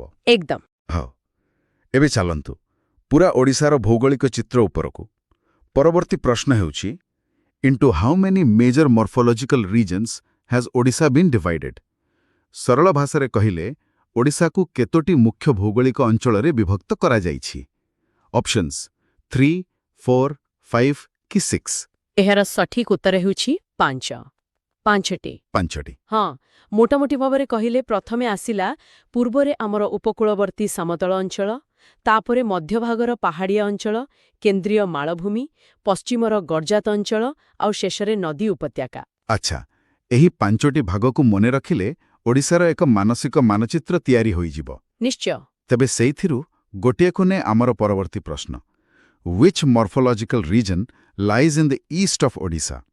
ଓଡ଼ିଶାର ପୂର୍ବ ଦିଗରେ କେଉଁ ଅଞ୍ଚଳ ରହିଛି? Western rolling uplands, middle mountains region, the Odisha coastal plains ନା ସେଣ୍ଟ୍ରାଲ ପ୍ଲାଟୋସ୍? ଏଇଟା ତ ସ୍ପଷ୍ଟ ଉତ୍ତର ହେଉଛି the Odisha coastal plains. Odisha ଉପକୂଳବର୍ତ୍ତୀ ସମତଳ ଅଞ୍ଚଳ। ହଁ ଯାହାକି ବଙ୍ଗୋପସାଗର କୂଳରେ ଅଛି ଆଉ ଏହାକୁ ଷଡ଼ ତ୍ରିକୋଣଭୂମି ଅଞ୍ଚଳ ବୋଲି ମଧ୍ୟ କୁହାଯାଏ। ଓହୋ ଏଇଟା ଗୋଟେ ଭଲ ପଏଣ୍ଟ। ତେବେ ଏହି ଉପକୂଳ ଅଞ୍ଚଳର ଗଠନକୁ ନେଇ ଆଉ ଗୋଟେ ପ୍ରଶ୍ନ ଅଛି। Which geological period do Odisha's coastal plains belong to? ଏହା କେଉଁ ଭୂତାତ୍ତ୍ୱିକ ଯୁଗର ଅଟେ? Options Quaternary, Tertiary, post Tertiary ଆଉ କ୍ରେଟେସିୟସ୍। ଏହାର ସଠିକ ଉତ୍ତର ହେଉଛି ପୋଷ୍ଟ ଟର୍ସିଆରୀ। ପୋଷ୍ଟ ଟର୍ସିଆରୀ ମାନେ ଭୂତାତ୍ତ୍ୱିକ ଦୃଷ୍ଟିରୁ ଏହା ଅପେକ୍ଷାକୃତ ଏକ ନୂଆ ଅଞ୍ଚଳ। ଓଡ଼ିଶାର ପାହାଡ଼ ମାଳଭୂମି ଯେତେ ପୁରୁଣା ଏହି ସମତଳ ଅଞ୍ଚଳ ସେତେ ପୁରୁଣା ନୁହେଁ। ଆଚ୍ଛା ନଦୀମାନଙ୍କ ଦ୍ୱାରା ଆସିଥିବା ପଟୁମାଟି ତିଆରି ହୋଇଛି ସେଇଥିପାଇଁ। ଏକଦମ ଠିକ୍। ବହୁତ ବଢ଼ିଆ। ତେବେ ଚାଲନ୍ତୁ ଏହି ଉପକୂଳ ଅଞ୍ଚଳ ଭିତରକୁ ଆହୁରି ଟିକେ ଯିବା। ପ୍ରଶ୍ନ ହେଉଛି which part of the coastal plains of Odisha is known as the little Sundarbans? କେଉଁ ଅଂଶକୁ ଲିଟଲ୍ ସୁନ୍ଦରବନ କୁହାଯାଏ? Arable tract, submountain tract, salt tract ନା ଲେଭି ଟ୍ରାକ୍ଟ? ଏଠାରେ ଉତ୍ତର ହେବ ସଲ୍ଟ ଟ୍ରାକ୍ଟ। ସଲ୍ଟ ଟ୍ରାକ୍ଟ ମାନେ ଲୁଣା ଅଞ୍ଚଳ। ହଁ ଯାହା ସମୁଦ୍ରକୂଳକୁ ଲାଗିଥାଏ। ଏଠି ମାଟି ଲୁଣିଆ ଆଉ ଜୁଆରିଆ ଜଙ୍ଗଲ ବା ମାଙ୍ଗ୍ରୋଭ୍ ଦେଖାଯାଏ ଠିକ୍ ସୁନ୍ଦରବନ ପରି। ଓହୋ ସେଇଥିପାଇଁ ଏହି ନାଁ ଦିଆଯାଇଛି। ବୁଝିଲି। ବିଶେଷ କରି ମହାନଦୀ ତ୍ରିକୋଣଭୂମିର ଅଞ୍ଚଳକୁ। ଠିକ୍ ଅଛି। ତେବେ ଲୁଣା ଅଞ୍ଚଳ ପରେ କେଉଁ ଅଞ୍ଚଳ ଆସେ? ପରବର୍ତ୍ତୀ ପ୍ରଶ୍ନ ସେଇ ବିଷୟରେ। Which tract of southern coastal plains is known as the rice country? ଧାନର ଦେଶ କାହାକୁ କୁହାଯାଏ? Salt tract, arable tract, submountain tract ନା ଫ୍ଲଡ୍ ଟ୍ରାକ୍ଟ? ଏହାର ଉତ୍ତର ହେବ ଆରେବଲ୍ ଟ୍ରାକ୍ଟ। ଆରେବଲ୍ ଟ୍ରାକ୍ଟ ଅର୍ଥାତ୍ ଚାଷଯୋଗ୍ୟ ଅଞ୍ଚଳ। ହଁ ସଲ୍ଟ ଟ୍ରାକ୍ଟଠାରୁ ଟିକେ ଭିତରକୁ ଗଲେ ଏହି ଅଞ୍ଚଳ ମିଳେ। ଏହା ବହୁ ଦୁର୍ବର ଆଉ ଏଠାରେ ପ୍ରଚୁର ଧାନ ଚାଷ ହୁଏ। ସେଥିପାଇଁ ତ ଏହାକୁ ରାଇସ୍ କଣ୍ଟ୍ରି କୁହନ୍ତି। ଆଚ୍ଛା ତେବେ ଗୋଟେ କ୍ରମ ଅଛି। ସମୁଦ୍ର ପାଖରେ ସଲ୍ଟ ଟ୍ରାକ୍ଟ ତାପରେ ଆରେବଲ୍ ଟ୍ରାକ୍ଟ। ଏହାପରେ କ'ଣ? ପରବର୍ତ୍ତୀ ପ୍ରଶ୍ନ what characterizes the submountain tract of southern coastal plains? ମାନେ ସବମାଉଣ୍ଟେନ୍ ଟ୍ରାକ୍ଟର ବୈଶିଷ୍ଟ୍ୟ କ'ଣ? ଏହାର ଉତ୍ତର ହେଉଛି ଏହା ହେଉଛି transition zone between arable tract and Eastern Ghat spurs. ବାଃ କେତେ ସ୍ପଷ୍ଟ। ମାନେ ସମତଳ ଅଞ୍ଚଳ ଆଉ ପୂର୍ବଘାଟ ପର୍ବତମାଳା ମଧ୍ୟରେ ଥିବା ସଂଯୋଗକାରୀ ଅଞ୍ଚଳ। ହଁ ଏଠାରେ ମାଟି ଟିକେ ଗଡ଼ାଣିଆ ଥାଏ ଆଉ ଲାଲ ମାଟି ମଙ୍କଡ଼ ପଥର ଦେଖାଯାଏ। ବହୁତ ବଢ଼ିଆ। ତେବେ ସମଗ୍ର ଉପକୂଳ ଅଞ୍ଚଳର ଗୁରୁତ୍ୱକୁ ନେଇ ଆଉ ଗୋଟେ ପ୍ରଶ୍ନ। Why are Odisha coastal plains known as the rice bowl of Odisha? ଏହାକୁ ଓଡ଼ିଶାର ଧାନହାଣ୍ଡି କାହିଁକି କୁହାଯାଏ? ଏହାର ମୂଳ କାରଣ ହେଲା ଭେରି ଫର୍ଟାଇଲ୍ ଆଲୁଭିଆଲ୍ ସଏଲ୍ସ। ଅତ୍ୟନ୍ତ ଉର୍ବର ପଟୁମାଟି। ହଁ ଯେହେତୁ ରାଜ୍ୟର ବଡ଼ ବଡ଼ ନଦୀ ଏଠି ତ୍ରିକୋଣଭୂମି ତିଆରି କରିଛନ୍ତି ଏଠାକାର ମାଟି ଧାନ ଚାଷ ପାଇଁ ସବୁଠୁ ଭଲ। ସେଥିପାଇଁ ପ୍ରଚୁର ଧାନ ଉତ୍ପାଦନ ହୁଏ। ବୁଝିଲି। ଆଚ୍ଛା ତେବେ ଏହି ସମତଳ ଅଞ୍ଚଳର ସୀମା କ'ଣ? ପ୍ରଶ୍ନ ହେଉଛି Odisha's coastal plain extends from which rivers? କେଉଁ ନଦୀରୁ କେଉଁ ନଦୀ ପର୍ଯ୍ୟନ୍ତ ଏହା ବ୍ୟାପିଛି? ଏହାର ସୀମା ହେଉଛି Subarnarekha in the north to Bahuda in the south. ମାନେ ଉତ୍ତରରେ ସୁବର୍ଣ୍ଣରେଖାଠାରୁ ଦକ୍ଷିଣରେ ବାହୁଦା ନଦୀ ପର୍ଯ୍ୟନ୍ତ। ହଁ ଏତେ ଲମ୍ବା ଅଞ୍ଚଳ। ଆପଣ ଆଗରୁ କହିଥିଲେ ଗିଫ୍ଟ ଅଫ୍ 6 ରିଭର୍ସ କଥା।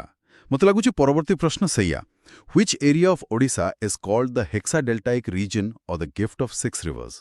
ହଁ, ଆମେ ପୁଣି ସେହି କୋଷ୍ଟାଲ ପ୍ଲେନ୍ସ ବା ଉପକୂଳବର୍ତ୍ତୀ ସମତଳ ଅଞ୍ଚଳ କଥା ହିଁ କହୁଛୁ।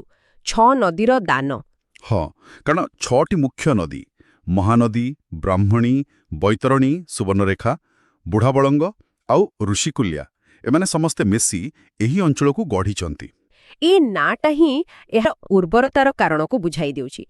ତେବେ ଏହି ଉପକୂଳ ଅଞ୍ଚଳକୁ ବି ତ ଭାଗ କରାଯାଇଛି, ଯେମିତିକି the middle coastal plains comprise the compound deltas of the ମଧ୍ୟ ଉପକୂଳବର୍ତ୍ତୀ ସମତଳ ଅଞ୍ଚଳ କେଉଁ ନଦୀମାନଙ୍କ ଦ୍ୱାରା ଗଠିତ?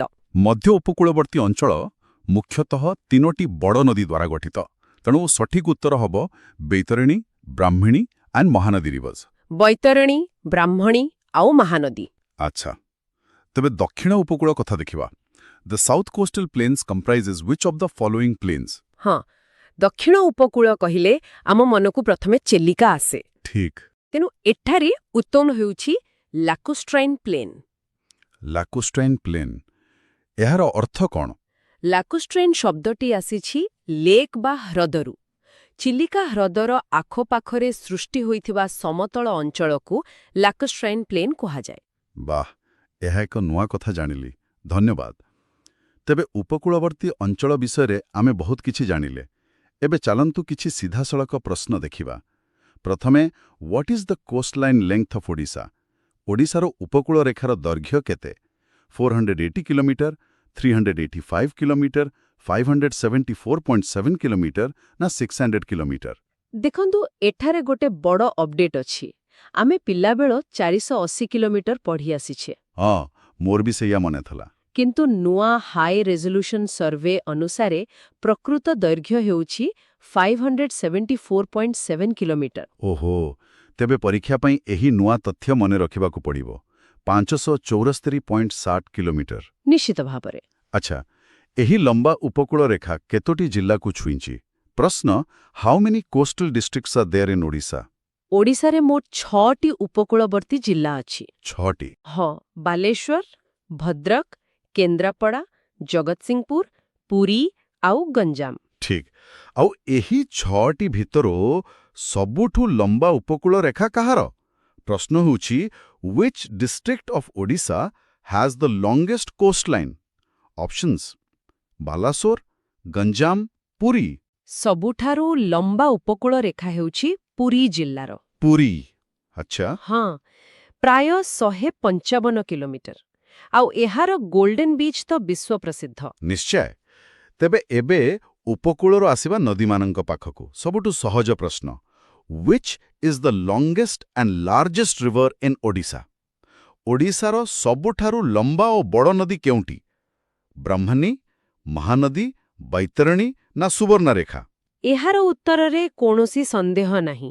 ଏହା ହେଉଛି ମହାନଦୀ। ମହାନଦୀ ଆମ ଓଡ଼ିଶାର ଜୀବନରେଖା। ହଁ, ଏହା କେବଳ ଦୀର୍ଘତମ ନୁହେଁ, ବରଂ ଓଡ଼ିଶାର ସବୁଠାରୁ ଗୁରୁତ୍ୱପୂର୍ଣ୍ଣ ନଦୀ। ଆଉ ଏହାର ପ୍ରଭାବ କେତେ ତା ପରବର୍ତ୍ତୀ ପ୍ରଶ୍ନରୁ ଜଣାପଡ଼ିବ। Which river system has the largest drainage basin in Odisha? ମାନେ, କେଉଁ ନଦୀର ଅବବାହିକା ସବୁଠାରୁ ବଡ଼? ପୁଣି ଥରେ ଉତ୍ତର ସେୟା, ମହାନଦୀ। ମହାନଦୀ। ହଁ, ଓଡ଼ିଶାରେ ଏହାର ଅବବାହିକା ପ୍ରାୟ 65,000 ବର୍ଗ କିଲୋମିଟରରୁ ଅଧିକ, ଯାହାକି ସର୍ବବୃହତ୍। ବାଃ, ତେବେ ମହାନଦୀ ପରେ ଦ୍ୱିତୀୟ ସ୍ଥାନରେ କିଏ? ପ୍ରଶ୍ନ ହେଉଛି, what is the second longest river in Odisha? ଦ୍ୱିତୀୟ ଦୀର୍ଘତମ ନଦୀ ହେଉଛି ବ୍ରହ୍ମାଣୀ। ବ୍ରହ୍ମାଣୀ। ବ୍ରହ୍ମାଣୀ। ହଁ, ଶଙ୍ଖ ଓ କୋଏଲ ନଦୀର ମିଳନରୁ ଏହାର ସୃଷ୍ଟି। ଏହାର ସମୁଦାୟ ଦୈର୍ଘ୍ୟ ପ୍ରାୟ 700-900 କିଲୋମିଟର। ଆଉ ଏହାର ଶିଳ୍ପ କ୍ଷେତ୍ରରେ ବହୁତ ବଡ଼ ଭୂମିକା ରହିଛି, ନୁହେଁ କି? ଏକଦମ, ଆପଣ ଠିକ୍ କଥା ଉଠେଇଲେ। ତେବେ ସେହି ପ୍ରସଙ୍ଗରେ ଆମର ପରବର୍ତ୍ତୀ ପ୍ରଶ୍ନ, which river basin has a major industrial belt due to rich mineral deposits? ଖଣିଜ ସମ୍ପଦ ଯୋଗୁଁ କେଉଁ ନଦୀ ଅବବାହିକାରେ ଏକ ପ୍ରମୁଖ ଶିଳ୍ପାଞ୍ଚଳ ଗଢ଼ି ଉଠିଛି? ଏହାର ଉତ୍ତର ହେଉଛି ବ୍ରହ୍ମାଣୀ। ବ୍ରହ୍ମାଣୀ। କାହିଁକି? କାରଣ ଏହାର ଅବବାହିକା ଲୁହାପଥର ଓ କୋଇଲାରେ ଭରପୁର। ସେଥିପାଇଁ ତ ରାଉରକେଲା ଇସ୍ପାତ କାରଖାନା, ତାଲଚେରର ଥର୍ମାଲ ପ୍ଲାଣ୍ଟ ଭଳି ବଡ଼ ବଡ଼ ଶିଳ୍ପ ଏହି ନଦୀ କୂଳରେ ଅଛି। ତେବେ ମହାନଦୀ ଯଦି ଜୀବନରେଖା, ବ୍ରାହ୍ମଣୀ ହେଉଛି ଓଡ଼ିଶାର ଶିଳ୍ପଗତ ଧମନୀ। ବହୁତ ସୁନ୍ଦର ଭାବରେ କହିଲେ। ଏହା ମନେ ରଖିବାକୁ ସହଜ ହେବ। ହଉ। Budhabalanga river originates from which location? Budhabalanga ନଦୀ କେଉଁଠାରୁ ବାହାରିଛି? Meghasani hills, Similipal hills, Gonasika hills ନା ରାମଗିରି ହିଲ୍ସ? ବୁଢ଼ାବଳଙ୍ଗ ନଦୀର ଉତ୍ପତ୍ତି ସ୍ଥଳ ହେଉଛି ଆମ ମୟୂରଭଞ୍ଜର ଶିମିଳିପାଲ ହିଲ୍ସ। ଶିମିଳିପାଳ ପର୍ବତମାଳା। ହଁ, ଶିମିଳିପାଳର ପୂର୍ବ ପାର୍ଶ୍ୱରୁ ଏହା ବାହାରିଛି। Question 101. Salondi river originates from which hills in Mayurbhanj? ମାନେ ଶାଳନ୍ଦୀ ନଦୀ ମୟୂରଭଞ୍ଜର କେଉଁ ପାହାଡ଼ରୁ ବାହାରିଛି? ଆଉ ଅପସନ୍ସ ଗୁଡ଼ିକ ହେଲା ହଁ, ଅପସନ୍ସ ଗୁଡ଼ିକ ହେଲା Similipal hills, Meghasani hills, Gonasika hills ଆଉ ଋଷିମାଲା ହିଲ୍। ଦେଖନ୍ତୁ, ଏହାର ସଠିକ ଉତ୍ତର ହେବ ମେଘାସନୀ ହିଲ୍ସ। ଏଠି ଗୋଟେ କଥା ବୁଝିବା ଦରକାର। କ'ଣ? ମେଘାସନୀ ପର୍ବତ ହେଉଛି ଆମର ବିଶାଳ ଶିମିଳିପାଳ ପର୍ବତମାଳାର ହିଁ ଗୋଟେ ଅଂଶ। ଆଉ ଶାଳନ୍ଦୀ ସେଇଠୁ ବାହାରି ଆଗକୁ ଯାଇ ବୈତରଣୀ ନଦୀରେ ମିଶିଛି। ଆଚ୍ଛା, ତେଣୁ ଏହା ବୈତରଣୀର ଗୋଟିଏ ଉପନଦୀ। ଏକଦମ। ତ ଗୋଟିଏ ପ୍ରଶ୍ନରୁ ଆମକୁ ଦୁଇଟି ତଥ୍ୟ ମିଳିଗଲା। ବହୁତ ବଢ଼ିଆ। ଠିକ୍ ଅଛି, ପରବର୍ତ୍ତୀ ପ୍ରଶ୍ନ। Question 102. Rushikulya river originates from which hill in Kandhamal? Rushikulya ନଦୀ କନ୍ଧମାଳର କେଉଁ ପାହାଡ଼ରୁ ଉତ୍ପନ୍ନ? ଅପସନ୍ସ ହେଲା ଶିମିଳିପାଲ, ଋଷିମାଲା ହିଲ୍, ରାମଗିରି, ମେଘାସନୀ। ଏହାର ଉତ୍ତର ତ ନାଁରୁ ହିଁ ଜଣାପଡ଼ୁଛି, ଋଷିମାଳା ହିଲ୍। ହଁ, କନ୍ଧମାଳ ଜିଲ୍ଲାର ଦାରିଙ୍ଗବାଡ଼ି ପାଖରେ ଅଛି ଋଷିମାଲା ପାହାଡ଼। ସେଇଠୁ ବାହାରିଛି ଋଷିକୁଲ୍ୟା। ଆଉ ଋଷିକୁଲ୍ୟା ବିଷୟରେ ଗୋଟେ ମଜା କଥା ଜାଣିଛନ୍ତି? କୁହନ୍ତୁ। ଏହି ନଦୀ ଯେତେବେଳେ ସମୁଦ୍ରରେ ମିଶେ, ଏହା କୌଣସି ତ୍ରିକୋଣ ଭୂମି ବା ଡେଲ୍ଟା ତିଆରି କରେନି। ଆରେ, ଏଇଟା ତ ଆଶ୍ଚର୍ଯ୍ୟ କଥା। ସାଧାରଣତଃ ବଡ଼ ନଦୀ ତ ଡେଲ୍ଟା ତିଆରି କରନ୍ତି। ହଁ, କିନ୍ତୁ ଋଷିକୁଲ୍ୟାର ଦୈର୍ଘ୍ୟ ଅପେକ୍ଷାକୃତ କମ୍ ଆଉ ଏହାର ସ୍ରୋତ ବହୁତ ପ୍ରଖର। ସେଥିପାଇଁ ଏହା ବେଶୀ ପଟୁମାଟି ବୋହି ଆଣିପାରିନି। ଓହୋ, ଏହି କଥା। ବହୁତ ଭଲ ବ୍ୟାଖ୍ୟା। ଏବେ ଆଗକୁ ବଢ଼ିବା। Question 103. Which rivers originate outside Odisha but flow through it? ମାନେ କେଉଁ ନଦୀଗୁଡ଼ିକ ଓଡ଼ିଶା ବାହାରେ ତିଆରି ହୋଇ ଆମ ରାଜ୍ୟ ଦେଇ ବହିଯାଇଛନ୍ତି? ଅପସନ୍ସ ହେଲା ବାହୁଦା, ବଂଶଧାରା, ମହାନଦୀ ବ୍ରହ୍ମଣୀ ସୁବର୍ଣ୍ଣରେଖା, ବୁଧବାଳଙ୍ଗା ସାଲଣ୍ଡି ସୁବର୍ଣ୍ଣରେଖା ଆଉ ବୈତରଣୀ ଇବ୍ ମହାନଦୀ। ଏହାର ଉତ୍ତର ହେଉଛି ମହାନଦୀ ବ୍ରହ୍ମଣୀ ସୁବର୍ଣ୍ଣରେଖା। କହିବାକୁ ଗଲେ ଏମାନେ ହେଉଛନ୍ତି ଓଡ଼ିଶାର ତିନି ଅତିଥି ନଦୀ। ଅତିଥି ନଦୀ? ବାଃ, ପଡ଼ୋଶୀ ରାଜ୍ୟରୁ ଆସିଛନ୍ତି। ହଁ, ମହାନଦୀ ଛତିଶଗଡ଼ରୁ, ବ୍ରାହ୍ମଣୀ ଆସିଛି ଝାଡ଼ଖଣ୍ଡରୁ ଆଉ ସୁବର୍ଣ୍ଣରେଖା ସେ ବି ଝାଡ଼ଖଣ୍ଡର ରାଞ୍ଚି ମାଳଭୂମିରୁ ଆସିଛି। ଠିକ୍। ଆଉ ଯଦି ଆମେ ମଦି ଆମଦାନୀ କରୁଛୁ, ତେବେ ନିଶ୍ଚୟ ରପ୍ତାନୀ ବି କରୁଥିବୁ। ହଁ ହଁ, ଏକଦମ ଠିକ୍ ଧରିଛନ୍ତି। ତେବେ ଠିକ୍ ଏହାର ଉଲ୍ଟା ପ୍ରଶ୍ନ। Question 104. Which rivers originate in Odisha but flow outside? କେଉଁ ନଦୀ ଆମ ରାଜ୍ୟରେ ତିଆରି ହୋଇ ବାହାର ରାଜ୍ୟକୁ ଯାଇଛନ୍ତି? ଅପସନ୍ସ ମହାନଦୀ, ବ୍ରହ୍ମଣୀ, ବାହୁଦା, ବଂଶଧାରା, ନାଗାବଲି, ସୁବର୍ଣ୍ଣରେଖା, ବୈତରଣୀ ଆଉ ବୁଧବାଳଙ୍ଗା ସାଲଣ୍ଡି। ହଁ, ତ ଏଠି ଉତ୍ତର ହେବ ବାହୁଦା, ବଂଶଧାରା ଆଉ ନାଗାବଳୀ। ଏ ନଦୀଗୁଡ଼ିକ ଆମ ପାହାଡ଼ରୁ ଜନ୍ମ ନେଇ ପଡ଼ୋଶୀ ଆନ୍ଧ୍ରପ୍ରଦେଶ ଦେଇ ବଙ୍ଗୋପସାଗରରେ ମିଶିଛନ୍ତି। ଆଚ୍ଛା, ଆପଣ ବାହୁଦା ନଦୀ କଥା କହିଲେ, ତ ତା ଉପରେ ଆଉ ଗୋଟେ ପ୍ରଶ୍ନ ଦେଖିବା। Question 105. Bahuda river originates from which hills in Odisha? Bahuda ନଦୀ ଓଡ଼ିଶାର କେଉଁ ପାହାଡ଼ରୁ ବାହାରିଛି? ଏହାର ଅପସନ୍ସଗୁଡ଼ିକ ହେଲା Ramagiri hills Ganjam, Singharaj hills in Gajapati district, Rushimala hills Kandhamal ଆଉ ଦୁର୍ଗାଗର ହିଲ୍ସ କଲାହାଣ୍ଡି। ଠିକ୍। ତେବେ ଏହାର ଉତ୍ତର ହେଉଛି Singharaj hills in Gajapati district. Gajapati ଜିଲ୍ଲାର ସିଂହରାଜ ପାହାଡ଼ରୁ ବାହାରିଛି ବାହୁଦା। ଆମେ ଆଗରୁ ବଂଶଧାରା ଆଉ ନାଗାବଳୀ କଥା କହୁଥିଲେ। ହଁ, ତ ପରବର୍ତ୍ତୀ ପ୍ରଶ୍ନ ସେଇ ଜିଲ୍ଲାକୁ ନିଏ ଯେଉଁଠି ଏମାନଙ୍କର ଉତ୍ପତ୍ତି। Question 106. Which rivers originate in Kalahandi district and flow outside Odisha? Kalahandi ଜିଲ୍ଲାରୁ ଉତ୍ପନ୍ନ କେଉଁ ନଦୀଗୁଡ଼ିକ ଓଡ଼ିଶା ବାହାରକୁ ଯାଆନ୍ତି? ଅପସନ୍ସ ହେଲା ବାହୁଦା ଋଷିକୁଲ୍ୟା, ବଂଶଧାରା ନାଗାବଳୀ, ଇନ୍ଦ୍ରାବତୀ ଟେଲ୍ ଆଉ ପୋରଜଙ୍ଗ। ଏହାର ଉତ୍ତର ତ ଆମେ ଆଗରୁ ଆଲୋଚନା କରିଛେ। ହଁ, ଏହା ହେଉଛି ବଂଶଧାରା ଆଣ୍ଡ ନାଗାବଲୀ। ଏ ଦୁଇଟି ଯାକ ନଦୀ କଳାହାଣ୍ଡିର ପୂର୍ବଘାଟ ପର୍ବତମାଳାରୁ ବାହାରିଛନ୍ତି। ଏବେ ଓଡ଼ିଶାର ଜୀବନରେଖା ମହାନଦୀକୁ ଫେରିବା। Question 107. Mahanadi river originates from which state outside Odisha? Mahanadi Odisha ବାହାରେ କେଉଁଠୁ ଆସିଛି? ଏହା ଏକ ମୌଳିକ କିନ୍ତୁ ବହୁତ ଗୁରୁତ୍ୱପୂର୍ଣ୍ଣ ପ୍ରଶ୍ନ। ଅପସନ୍ସ ହେଲା ଝାରଖଣ୍ଡ, ସିହାୱା ହିଲ୍ ଛତିଶଗଡ଼, ମଧ୍ୟପ୍ରଦେଶ, ଆନ୍ଧ୍ରପ୍ରଦେଶ। ଉତ୍ତରଟା ହେବ ସିହାୱା ହିଲ୍ ଛତିଶଗଡ଼। ଛତିଶଗଡ଼ ରାଜ୍ୟର ଧମତରୀ ଜିଲ୍ଲାରେ ଅଛି ସିହାୱା ପାହାଡ଼। ସେଠାରେ ଗୋଟେ ଛୋଟ ଝରଣାରୁ ବାହାରି ଏହା ଆମ ଓଡ଼ିଶାରେ ବିଶାଳ ରୂପ ନେଇଛି। ବା ଆମେ କଳାହାଣ୍ଡିର ଗୁରୁତ୍ୱ ବିଷୟରେ କଥା ହେଉଥିଲେ, ଦେଖାଯାଉଛି ତା ଉପରେ ଆଉ ଗୋଟେ ପ୍ରଶ୍ନ ଅଛି। Question 108 Which 3 rivers originate in Kalahandi district? କଳାହାଣ୍ଡିରୁ ବାହାରିଥିବା 3ଟି ମୁଖ୍ୟ ନଦୀ କେଉଁଗୁଡ଼ିକ? ଅପସନ୍ସ ହେଲା ବହୁଧା, ସଲାନ୍ଦି, ବୁଧାବଲଙ୍ଗା, ବଂଶଧାରା, ନାଗାବଲି, ଇନ୍ଦ୍ରାବତୀ, ବ୍ରାହ୍ମଣୀ, ବୈତରଣୀ, ସୁବର୍ଣ୍ଣରେଖା ଆଉ ମହାନଦୀ, ଟେଲ୍, ଜୋଙ୍କ। ଏହାର ଉତ୍ତର କ'ଣ ହେବ? ଏହାର ଉତ୍ତର ହେବ ବଂଶଧାରା, ନାଗାବଲି, ଇନ୍ଦ୍ରାବତୀ। ଏଇଟା ବହୁତ ଚମତ୍କାର କଥା। କେମିତି? ଦେଖନ୍ତୁ, ବଂଶଧାରା ଆଉ ନାଗାବଳୀ ପୂର୍ବକୁ ବହି ବଙ୍ଗୋପସାଗରରେ ମିଶୁଛନ୍ତି, କିନ୍ତୁ ଇନ୍ଦ୍ରାବତୀ ସେ ପଶ୍ଚିମ ଦିଗକୁ ବହି ଗୋଦାବରୀ ସିଷ୍ଟମରେ ସାମିଲ ହେଉଛି। ତେଣୁ ଗୋଟିଏ ଜିଲ୍ଲା କିନ୍ତୁ 2ଟି ଅଲଗା ସମୁଦ୍ରକୁ ପାଣି ପଠାଉଛି। ଏହା ପ୍ରକୃତିରେ ଗଭୀର ତଥ୍ୟ। ଠିକ୍ ଅଛି, ଆମେ ଜାଣୁ ନଦୀମାନେ ପ୍ରାକୃତିକ ସୀମା ବି ତିଆରି କରନ୍ତି। ନିଶ୍ଚୟ। ତ ପରବର୍ତ୍ତୀ ପ୍ରଶ୍ନ ସେହି ବିଷୟରେ। Question 109 Baitarani river forms boundary with which state? Baitarani ନଦୀ କେଉଁ ରାଜ୍ୟ ସହ ସୀମା ତିଆରି କରେ? Options West Bengal, Odisha and Jharkhand, Chhattisgarh, Andhra Pradesh. ଏହାର ଉତ୍ତର ହବା Odisha and Jharkhand.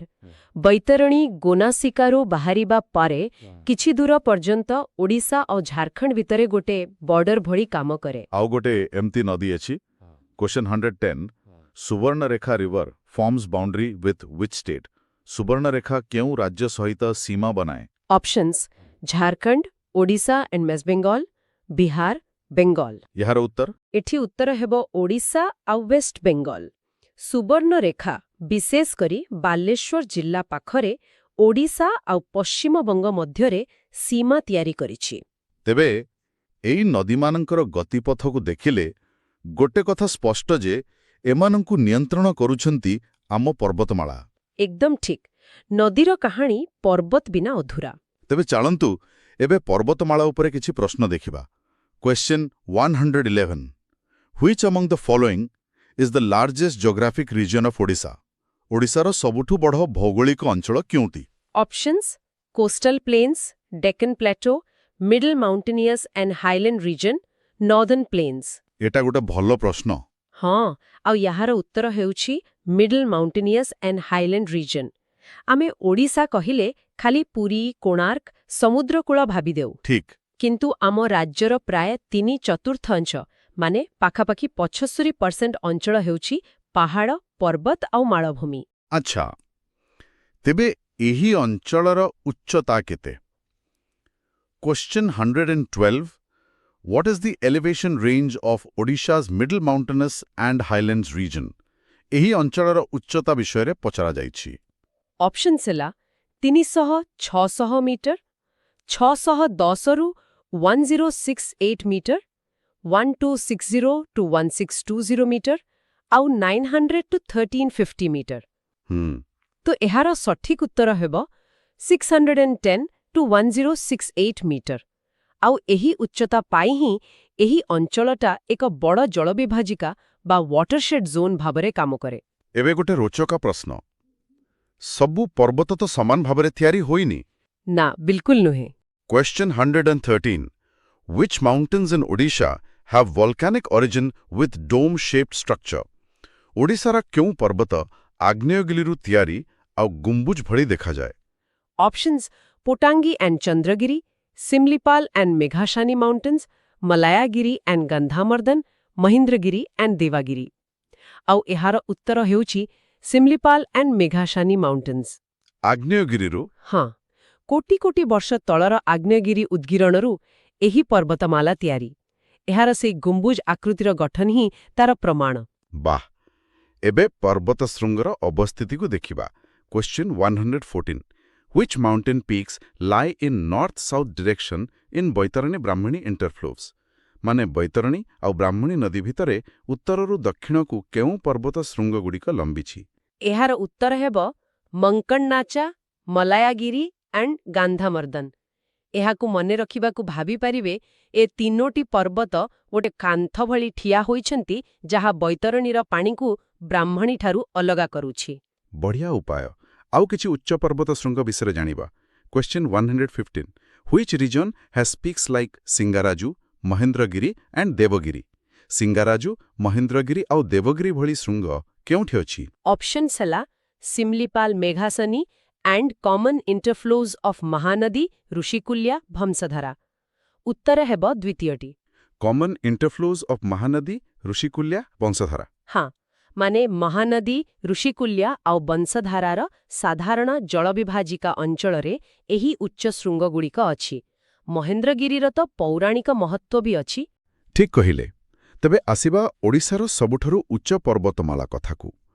Question 116 which mountain ranges are the highest in Odisha, separating Sabari and Nagavali ବେସିନ୍ସ?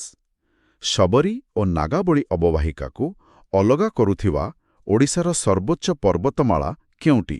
ଏହାର ଉତ୍ତର ହେଉଛି Potangi and Chandragiri mountain ranges. ଏହାକୁ ଆମେ ଓଡ଼ିଶାର ଛାତ ବୋଲି କହିପାରିବା। କୋରାପୁଟ ଜିଲ୍ଲାରେ ତ? ଏକଦମ। ଯଦି ଏଇଟା ସବୁଠୁ ଉଚ୍ଚ ପର୍ବତମାଳା, ତେବେ ରାଜ୍ୟର ସର୍ବୋଚ୍ଚ ଶୃଙ୍ଗ ବି ଏଠି ଥିବ। ନିଶ୍ଚୟ। Question 117 where is Odisha's highest peak Deomali located? ଓଡ଼ିଶାର ସର୍ବୋଚ୍ଚ ଶୃଙ୍ଗ ଦେଓମାଳି କେଉଁଠି ଅଛି? Options Mayurbhanj district, Koraput district, Keonjhar district, Kalahandi district. ଏହାର ଉତ୍ତର ସିଧାସଳଖ କୋରାପୁଟ ଡିଷ୍ଟ୍ରିକ୍ଟ। ଦେଓମାଳି, ଯାହାର ଉଚ୍ଚତା 167 ମିଟର, ଏହା କେବଳ ଓଡ଼ିଶାର ନୁହେଁ, ସମଗ୍ର ପୂର୍ବଘାଟ ପର୍ବତମାଳାର ଗୋଟେ ପ୍ରମୁଖ ଶୃଙ୍ଗ। ଆମେ ଏପର୍ଯ୍ୟନ୍ତ ଜଳବିଭାଜିକା ବା ୱାଟରଶେଡ୍ସ କଥା ବହୁତ ଥର କହିଛୁ। ହଁ, Regions of Odisha is marked by a number of watersheds. ଓଡ଼ିଶାର କେଉଁ ଅଞ୍ଚଳରେ ସବୁଠୁ ଅଧିକ ଜଳବିଭାଜିକା ଅଛି? ଏହାର ଉତ୍ତର ଆମେ ପୂର୍ବ ଆଲୋଚନାରୁ ହିଁ ପାଇପାରିବା। Middle mountains and the highlands region. ଯେଉଁଠି ଅଧିକ ପାହାଡ଼, ସେଇଠି ତ ଅଧିକ ଜଳବିଭାଜିକା ହେବ। ଠିକ୍। ଆଉ ଯେତେବେଳେ ନଦୀ ପର୍ବତ ଉପର ତଳକୁ ଆସେ, ସେ ତ ନିଜର ଶକ୍ତି ଦେଖାଏ। ହଁ, ପଥର କାଟି ରାସ୍ତା ତିଆରି କରେ। ସେହି ବିଷୟରେ ପରବର୍ତ୍ତୀ ପ୍ରଶ୍ନ। Question 119 Which of the following rivers has cut deep and narrow valleys in the middle mountainous and highlands region of Odisha? କେଉଁ ନଦୀଗୁଡ଼ିକ ପାର୍ବତ୍ୟ ଅଞ୍ଚଳରେ ଗଭୀର ଉପତ୍ୟକା ତିଆରି କରିଛନ୍ତି? Options Baitarani, Brahmani, Mahanadi, all of the above. ଏହାର ଉତ୍ତର ହେବ all of the above. Baitarani, Brahmani, Mahanadi, Rushikulya, ପ୍ରାୟ ସମସ୍ତ ବଡ଼ ନଦୀ ଏହି ଅଞ୍ଚଳରେ ପର୍ବତକୁ କାଟି ଗଭୀର ଗଣ୍ଡ ବା ଗର୍ଜ ତିଆରି କରିଛନ୍ତି। ସାତକୋଶିଆ ତ ଏହାର ସବୁଠୁ ଭଲ ଉଦାହରଣ। ସାତକୋଶିଆ ଗଣ୍ଡ। ଠିକ୍। Which of the following is a polycyclic region? ଏମାନଙ୍କ ମଧ୍ୟରୁ କେଉଁଟି ଏକ ବହୁଚକ୍ରୀୟ ଅଞ୍ଚଳ? ଅପସନ୍ସ ହେଲା watershed between the Brahmani and the Mahanadi, Mankarnacha, Malaygiri and Gandhamardan mountains, ଆଉ Patangi and Chandragiri mountain ranges। ତେବେ ଉତ୍ତର? ଏହାର ଉତ୍ତର ହେବ ମଙ୍କର୍ନାଚା, ମଲାଇଗିରି ଆଣ୍ଡ ଗନ୍ଧମାର୍ଦନ ମାଉଣ୍ଟେନ୍ସ। ଏହି ପର୍ବତଗୁଡ଼ିକର ଗଠନକୁ ଦେଖିଲେ ଜଣାପଡ଼େ ଯେ ଏହା ବାରମ୍ବାର ଭୂଉତ୍ଥାନ ଆଉ ନଦୀ କ୍ଷୟର ଅନେକ ପର୍ଯ୍ୟାୟର ଚିହ୍ନ ବହନ କରୁଛି। ଏହା ଗୋଟେ ଜୀବନ୍ତ ଭୂତାତ୍ତ୍ୱିକ ଇତିହାସ ଭଳି। ପ୍ରଥମେ ଟିକେ ବୁଝାଇ ଦିଅନ୍ତୁ, ପଲିସାଇକ୍ଲିକ୍ ମାନେ କ'ଣ? ଦେଖନ୍ତୁ, ସରଳ ଭାଷାରେ କହିଲେ ଏହା ଏମିତି ଏକ ଭୂମି ଯାହା ଲକ୍ଷ ଲକ୍ଷ ବର୍ଷ ଧରି ବାରମ୍ବାର ଉପରକୁ ଉଠିଛି ଆଉ ପୁଣି ନଦୀ ଦ୍ୱାରା କ୍ଷୟ ହୋଇଛି। ଏହି ଉଠିବା ଆଉ କ୍ଷୟ ହେବାର ଅନେକ ଚକ୍ର ପରେ ଏହାର ବର୍ତ୍ତମାନର ରୂପ ତିଆରି ହୋଇଛି। ବହୁତ ସୁନ୍ଦର ଭାବେ ବୁଝାଇଲେ। How many central plateaus are there in Odisha?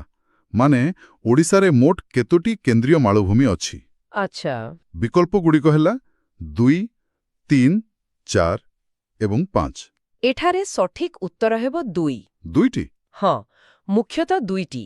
ଗୋଟିଏ ହେଲା ପାନପୋଷ କେନ୍ଦୁଝର ପାଲ୍ଲାଡା ମାଳଭୂମି ଆଉ ଅନ୍ୟଟି ହେଲା ନବରଙ୍ଗପୁର ଜୟପୁର ମାଳଭୂମି। ଓକେ। ତେବେ ଏଇଗୁଡ଼ିକର ଉଚ୍ଚତା ବିଷୟରେ ବି ପ୍ରଶ୍ନ ଆସିପାରେ। ନିଶ୍ଚୟ। Question 122 What is the elevation range of Odisha's central plateaus? ଅର୍ଥାତ୍ ଏହି କେନ୍ଦ୍ରୀୟ ମାଳଭୂମିଗୁଡ଼ିକର ଉଚ୍ଚତା କେତେ? ବିକଳ୍ପଗୁଡ଼ିକ ହେଲା 153, 305 ମିଟର, 305 610 ମିଟର, 610 1068 ମିଟର ଏବଂ 75 150 ମିଟର। ଏହାର ଉତ୍ତର ହେଉଛି 305ରୁ 610 ମିଟର। 305 ଟୁ 610? ହଁ, ମାନେ ଏଗୁଡ଼ିକ ସମତଳ ଅଞ୍ଚଳଠାରୁ ଉଚ୍ଚ କିନ୍ତୁ ପର୍ବତ ଶିଖରଠାରୁ ଟିକେ ତଳେ। ବୁଝିଲି। ଆରେ ଦେଖନ୍ତୁ ପରବର୍ତ୍ତୀ ପ୍ରଶ୍ନଟା। କ'ଣ? Question 123. Which plateau surrounds the upper Baitarani catchment basin? ଉପର ବୈତରଣୀ ଅବବାହିକା। ହଁ, ତାକୁ କେଉଁ ମାଳଭୂମି ଘେରି ରହିଛି? ବିକଳ୍ପ ନବରଙ୍ଗପୁର ଜୟପୁର ପ୍ଲାଟୋ, ପାନପୋଷ କେଉଁଝର ପାଳହାରା ପ୍ଲାଟୋ, ରାଜଗଙ୍ଗପୁର ପାନପୋଷ ଅପ୍ଲେନ୍ସ, ବାଲାଙ୍ଗୀର ଟିତିଲେଗାର ଅପ୍ଲେନ୍ସ। ଏଇଟା ସହଜରେ ଅନୁମାନ କରିହେବ, ଯେହେତୁ ବୈତରଣୀ ନଦୀ କେନ୍ଦୁଝରରୁ ବାହାରିଛି। ହଁ। ତେଣୁ ଉତ୍ତର ହେବ ପନପୋଷ କେଉଁଝର ପାଲହାରା ପ୍ଲାଟୋ। ବାଃ, ଏହା ଏକ ଭଲ ସୂଚନା। ଆଉ ଏଠାରେ ମୌସୁମୀ ସମୟରେ ତ ବର୍ଷା ହୁଏ, ଶୀତଦିନେ ମଧ୍ୟ କିଛି ବର୍ଷା ହୁଏ। ଆଚ୍ଛା, ତାହେଲେ ଆମର ଦ୍ୱିତୀୟ ମାଳଭୂମି ନବରଙ୍ଗପୁର ଜୟପୁର, ସେଠି କେଉଁ ନଦୀ ମୁଖ୍ୟ? Question 125. Which river primarily drains the Nabarangpur Jaipur plateau? ବିକଳ୍ପ Baitarani, Mahanadi, Sabari and its tributaries, Brahmani. ଏହାର ଉତ୍ତର ହେଉଛି Sabari and its tributaries। Sabari ନଦୀ ଏବଂ ତାର ଶାଖା ନଦୀ। ହଁ, ଏହି ଅଞ୍ଚଳରେ ପ୍ରଚୁର ବର୍ଷା ହୁଏ, ପ୍ରାୟ 177 ସେଣ୍ଟିମିଟରରୁ ଅଧିକ। ସେଥିପାଇଁ ସେଠି ଧାନ ଚାଷ ଭଲ ହୁଏ ବୋଧହୁଏ। ଏକଦମ ଉନ୍ନତମାନର ଧାନ ଚାଷ ପାଇଁ ଏହି ଅଞ୍ଚଳ ବେଶ୍ ଜଣାଶୁଣା। ଓକେ, ତେବେ ଆମେ ତ ମାଳଭୂମିର ଉଚ୍ଚତା ଦେଖିଲେ, ଏବେ ବାକି ଭୂମିରୂପ ସହ ତୁଳନା କରିବା। ଠିକ୍ ଅଛି। Question 126. Which among the following landforms has the least elevation? ମାନେ ଦିଆଯାଇଥିବା ବିକଳ୍ପ ଭିତରୁ କାହାର ଉଚ୍ଚତା ସବୁଠୁ କମ୍? ବିକଳ୍ପ Similipal mountains, Panposh Keonjhar Pallahara plateau, western rolling uplands, Baitarani and Brahmani interfluves. ଏଠାରେ ଉତ୍ତର ହେବ western rolling uplands. Western rolling uplands. ହଁ। ଚାଲନ୍ତୁ ଟିକେ ସଂଖ୍ୟା ଦେଖିବା। ମାଳଭୂମି ହେଲା 305ରୁ 610 ମିଟର। ଶିମିଳିପାଳ ଆହୁରି ଉଚ୍ଚ, କିନ୍ତୁ ଏହି ୱେଷ୍ଟର୍ଣ୍ଣ ରୋଲିଂ ଅପଲ୍ୟାଣ୍ଡସ୍ର ଉଚ୍ଚତା ହେଉଛି ମାତ୍ର 153ରୁ 305 ମିଟର। ଆଚ୍ଛା, ତେଣୁ ଏହା ସର୍ବନିମ୍ନ, ବୁଝିଲେ? ହଁ। ତାହେଲେ ସବୁଠାରୁ ତଳିଆ ଅଞ୍ଚଳଗୁଡ଼ିକ? ସେ ବିଷୟରେ ପରବର୍ତ୍ତୀ ପ୍ରଶ୍ନ। Question 127. What is the average elevation of river valleys and flood plains? ନଦୀ ଉପତ୍ୟକା ଏବଂ ବନ୍ୟା ପ୍ରଭାବିତ ଅଞ୍ଚଳର ହାରାହାରି ଉଚ୍ଚତା କେତେ? ଏହାର ଉତ୍ତର ହେଉଛି 75ରୁ 150 ମିଟର। ମାତ୍ର 75ରୁ 150 ମିଟର? ହଁ, ଏଗୁଡ଼ିକ ନଦୀ ଦ୍ୱାରା ସୃଷ୍ଟି ହୋଇଥିବା ଉର୍ବର ସମତଳ ଭୂମି, ଆମ ଉପକୂଳବର୍ତ୍ତୀ ଅଞ୍ଚଳ ଭଳି। ଆଉ ଏହି ନଦୀଗୁଡ଼ିକ ସମୁଦ୍ରରେ ମିଶନ୍ତି, ଯାହା ଆମକୁ ବନ୍ଦର କଥା ମନେ ପକାଇ ଦିଏ। ଠିକ୍। Question 128. Which is India's deepest natural port in Odisha? ଏହା ଏକ ବହୁତ ଗୁରୁତ୍ୱପୂର୍ଣ୍ଣ ପ୍ରଶ୍ନ। ହଁ, ବିକଳ୍ପ ଗୋପାଳପୁର, ଚାନ୍ଦବାଲି, ପାରାଦୀପ, ଧର୍ମା। ଉତ୍ତରଟି ହେଉଛି ପାରାଦୀପ। ପାରାଦୀପ। ହଁ, ଏହା ଏକ ପ୍ରାକୃତିକ ବନ୍ଦର ଏବଂ ଭାରତର ଅନ୍ୟତମ ଗଭୀରତମ ବନ୍ଦର ମଧ୍ୟ। ଆଚ୍ଛା, ବନ୍ଦର କଥା ପରେ ଏବେ ଆସନ୍ତୁ ହ୍ରଦ ବିଷୟରେ ଜାଣିବା। Question 129. Which are natural lakes in Odisha? ମାନେ ଓଡ଼ିଶାର ପ୍ରାକୃତିକ ହ୍ରଦଗୁଡ଼ିକ କେଉଁଗୁଡ଼ିକ? ଏଠାରେ ଦ୍ୱିତୀୟ ବିକଳ୍ପଟି ଠିକ୍ ଉତ୍ତର। ଚିଲିକା, ଅଂଶୁପା, ସାର, ସମଗର, ତାମ୍ପାରା, ଉଦ୍ୟାନଖଣ୍ଡା। ହଁ, ଏସବୁ ପ୍ରକୃତି ଦ୍ୱାରା ସୃଷ୍ଟି। ତେବେ ମୋର ଗୋଟେ ପ୍ରଶ୍ନ ଅଛି, ହୀରାକୁଦକୁ ଆମେ ପ୍ରାକୃତିକ ହ୍ରଦ କାହିଁକି କହିପାରିବାନି? ବହୁତ ଭଲ ପ୍ରଶ୍ନ। ଦେଖନ୍ତୁ, ହୀରାକୁଦର ସୃଷ୍ଟି ମନୁଷ୍ୟକୃତ। ମାନେ ମ୍ୟାନ୍-ମେଡ୍? ଏକଦମ। ମହାନଦୀର ପାଣିକୁ ବାନ୍ଧି ଏହି ଜଳଭଣ୍ଡାର ତିଆରି କରାଯାଇଛି। ସେଥିପାଇଁ ହୀରାକୁଦ, ରେଙ୍ଗାଲି ଏସବୁ ହେଉଛି କୃତ୍ରିମ ଜଳଭଣ୍ଡାର। ଓକେ, ଏବେ ସ୍ପଷ୍ଟ ହେଲା। ଠିକ୍ ଅଛି, ତାହେଲେ ଭୂମିରୂପ ପରେ ଆସନ୍ତୁ ଜଳବାୟୁ ଆଡ଼କୁ। Question 130. Odisha has which type of climate? ଓଡ଼ିଶାରେ କେଉଁ ପ୍ରକାରର ଜଳବାୟୁ ଅନୁଭୂତ ହୁଏ? ବିକଳ୍ପ ମେଡିଟେରେନିଆନ୍, ଓସିଆନିକ୍, ଟ୍ରପିକାଲ। ଉତ୍ତର ହେବ ଟ୍ରପିକାଲ ବା କ୍ରାନ୍ତୀୟ। ଟ୍ରପିକାଲ? ହଁ, ସରଳ ଭାଷାରେ କହିଲେ ଏଠି ବେଶୀ ଗରମ, ବେଶୀ ଆର୍ଦ୍ରତା ଆଉ ମଧ୍ୟମରୁ ଅଧିକ ବର୍ଷା ହୁଏ। ବୁଝିଲି। ଏହାକୁ ନେଇ କୋପେନଙ୍କ ବର୍ଗୀକରଣ ବିଷୟରେ ବି ପ୍ରଶ୍ନ ଅଛି। ହଁ, ସେଇଟା ଗୁରୁତ୍ୱପୂର୍ଣ୍ଣ। Question 131. According to Köppen's classification, what is the climate of Odisha? କୋପେନଙ୍କ ଅନୁଯାୟୀ ଓଡ଼ିଶାର ଅଧିକାଂଶ ଅଞ୍ଚଳ ହେଉଛି ଟ୍ରପିକାଲ ସଭାନା ବା AW ଶ୍ରେଣୀର। ଟ୍ରପିକାଲ ସଭାନା, ଏହାର ଅର୍ଥ କ'ଣ? ଏହାର ଅର୍ଥ ସିଧା ସିଧା ଯେ ଏଠି ଦୁଇଟା ଋତୁ ପୁରା ଅଲଗା। ଗୋଟେ ହେଲା ଆର୍ଦ୍ର ମୌସୁମୀ ଋତୁ, ଯେତେବେଳେ ପ୍ରବଳ ବର୍ଷା ହୁଏ। ଠିକ୍। ଆଉ ଅନ୍ୟଟି ହେଲା ଶୁଷ୍କ ଋତୁ ଯେତେବେଳେ ବର୍ଷା ପ୍ରାୟ ହୁଏ ନାହିଁ। ହଁ, ଏଇଟା ତ ଆମେ ପ୍ରତିବର୍ଷ ଅନୁଭବ କରୁ। ତେବେ ଏହି ବର୍ଷା କ'ଣ ସବୁଠି ସମାନ ହୁଏ? ନା, ବିଲକୁଲ ନୁହେଁ। Question 132. Which among the following regions in Odisha experience high monsoon rainfall? କେଉଁଠି ସବୁଠୁ ଅଧିକ ମନସୁନୀ ବର୍ଷା ହୁଏ? ବିକଳ୍ପ ଫୁଲବାଣୀ ଆଣ୍ଡ ଫିରିଙ୍ଗିଆ, ବାଲାସୋର ଆଣ୍ଡ ମୟୂରଭଞ୍ଜ। ଏହାର ଉତ୍ତର ହେବ ଫୁଲବାଣୀ ଆଣ୍ଡ ଫିରିଙ୍ଗିଆ। ଫୁଲବାଣୀ ଓ ଫିରିଙ୍ଗିଆ। ହଁ, କନ୍ଧମାଳ ଜିଲ୍ଲାର ଏହି ମାଳଭୂମି ଅଞ୍ଚଳରେ ଅଧିକ ବର୍ଷା ହୁଏ। ଆଚ୍ଛା, ଏହାର କାରଣ କ'ଣ? ସେଠିକାର ଉଚ୍ଚତା? ଉଚ୍ଚତା ଏବଂ ଘଞ୍ଚ ଜଙ୍ଗଲ ଦୁଇଟା ଯାକ। ବା, ଏବେ ମୁଁ ସମ୍ପର୍କଟା ବୁଝିପାରୁଛି। ଭୂମିରୂପ କିପରି ଜଳବାୟୁକୁ ନିୟନ୍ତ୍ରଣ କରୁଛି। ଏକଦମ। ଆଉ ଏ ଦୁଇଟା ମିଶି ନିଶ୍ଚୟ ମାଟି ତିଆରି କରୁଥିବେ। ହଁ, ଏବେ ଆସିବା ମୃତ୍ତିକା କଥାକୁ। Question 133. Which of the following is most heterogeneous in nature in Odisha? ମାନେ କେଉଁଥିରେ ସବୁଠୁ ଅଧିକ ବିବିଧତା ଦେଖାଯାଏ? ଉତ୍ତରଟି ହେବ ସଏଲ୍ସ ଅଫ୍ ଓଡ଼ିଶା, ମାନେ ଓଡ଼ିଶାର ମୃତ୍ତିକା। ଓଡ଼ିଶାର ମାଟିରେ ଏତେ ବିବିଧତା? ହଁ, ଆପଣ ଯଦି ଓଡ଼ିଶା ବୁଲିବେ ଦେଖିବେ ଜାଗା ବଦଳିବା ସହିତ ମାଟିର ରଙ୍ଗ ବି ବଦଳି ଯାଉଛି। କେଉଁଠି ଲାଲ ତ କେଉଁଠି କଳା, କେଉଁଠି ପଟୁ ତ କେଉଁଠି ମାଙ୍କଡ଼ା। ଠିକ୍। ତେବେ ଏତେ ପ୍ରକାର ମାଟି ଭିତରୁ କେଉଁଟା ସବୁଠୁ ବେଶୀ ଅଛି? Question 134. Which of the following soils covers the largest area of Odisha? ଏହାର ଉତ୍ତର ହେଉଛି ରେଡ୍ ସଏଲ୍ ବା ଲାଲ ମାଟି। ଲାଲ ମାଟି। ହଁ, ଏହା ଓଡ଼ିଶାର ପ୍ରାୟ 7.14 ମିଲିୟନ ହେକ୍ଟର ଅଞ୍ଚଳରେ ବ୍ୟାପିଛି। ବା, ଏତେ ବଡ଼ ଅଞ୍ଚଳରେ। ହେଲେ ଲାଲ ମାଟି ତ ସେତେଟା ଉର୍ବର ନୁହେଁ ବୋଧହୁଏ, ନୁହେଁ କି? ଆପଣ ଏକଦମ ଠିକ୍ କଥା ଧରିଛନ୍ତି। ଏହାର ଜଳଧାରଣ କ୍ଷମତା କମ୍। ସେଥିପାଇଁ କ'ଣ ମାଳ ଅଞ୍ଚଳରେ ମାଣ୍ଡିଆ ଓ ଅନ୍ୟ ଶସ୍ୟ ଅଧିକା ହୁଏ? ଏକଦମ। ଏହା ଧାନ ଅପେକ୍ଷା ମାଣ୍ଡିଆ, ଅଁକା, ଡାଲି ଜାତୀୟ ଫସଲ ପାଇଁ ଅଧିକ ଉପଯୁକ୍ତ। ବୁଝିଲି। ଏବେ ପରବର୍ତ୍ତୀ ପ୍ରଶ୍ନ। Question 135. Which of the following soils occurs in undulating and rolling terrains? ଢାଲୁ ଓ ଗଡ଼ାଣିଆ ଅଞ୍ଚଳରେ କେଉଁ ମାଟି ମିଳେ? ଏଠାରେ ବିକଳ୍ପ ଦିଆଯାଇଛି ରେଡ୍ ଆଣ୍ଡ ୟେଲୋ, ଆଉ ସେଇଟା ହିଁ ଠିକ୍ ଉତ୍ତର। ରେଡ୍ ଆଣ୍ଡ ୟେଲୋ, ଲାଲ ଓ ହଳଦିଆ। ହଁ, ଲାଲ ମାଟିରେ ପାଣିର ପରିମାଣ ବଢ଼ିଗଲେ ତାହା ହଳଦିଆ ଦେଖାଯାଏ। ଆଚ୍ଛା, ଆମେ କଳା ମାଟି କଥା କହୁଥିଲେ। Question 136. Which soil is formed as a result of weathering of basic rock? ହଁ, ବେସିକ୍ ଶିଳାର ଅପକ୍ଷୟରୁ କେଉଁ ମାଟି ତିଆରି ହୁଏ? ବିକଳ୍ପ brown forest soil, black soil, deltaic alluvial soil, laterite soil. ଏହାର ଉତ୍ତର ହେଉଛି ବ୍ଲାକ୍ ସଏଲ୍ ବା କଳା ମାଟି। କଳା ମାଟି। ହଁ, ପୁରୁଣା ଆଗ୍ନେୟଗିରି ପଥରରୁ ଏହା ତିଆରି। ଏହାକୁ ରେଗୁର ମାଟି ବି କହନ୍ତି। ଓକେ, ଏବେ ଉପକୂଳ ଆଡ଼କୁ ଫେରିବା। Question 137.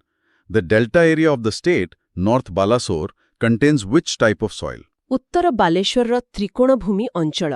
ହଁ, ସେଠି କେଉଁ ପ୍ରକାର ମାଟି ମିଳେ? Clay loam, sandy loam, silt sand. ଏହାର ଉତ୍ତର ହେବ କ୍ଲେ ଲୋମ୍। ଏହା ଖୁବ୍ ଉର୍ବର ଏବଂ ଧାନ ଚାଷ ପାଇଁ ବହୁତ ଭଲ। ବୁଝିଲି। ତେବେ ଏହି ସବୁ ମାଟିକୁ ନେଇ ଆମର କୃଷି। ଚାଲନ୍ତୁ କୃଷି ଉପରେ କିଛି ତଥ୍ୟ ଦେଖିବା। Question 138. What percentage of Odisha's total geographical area is cultivable land for cropping? ମାନେ ଓଡ଼ିଶାର ମୋଟ ଜମିର କେତେ ଭାଗ ଚାଷ ଉପଯୋଗୀ?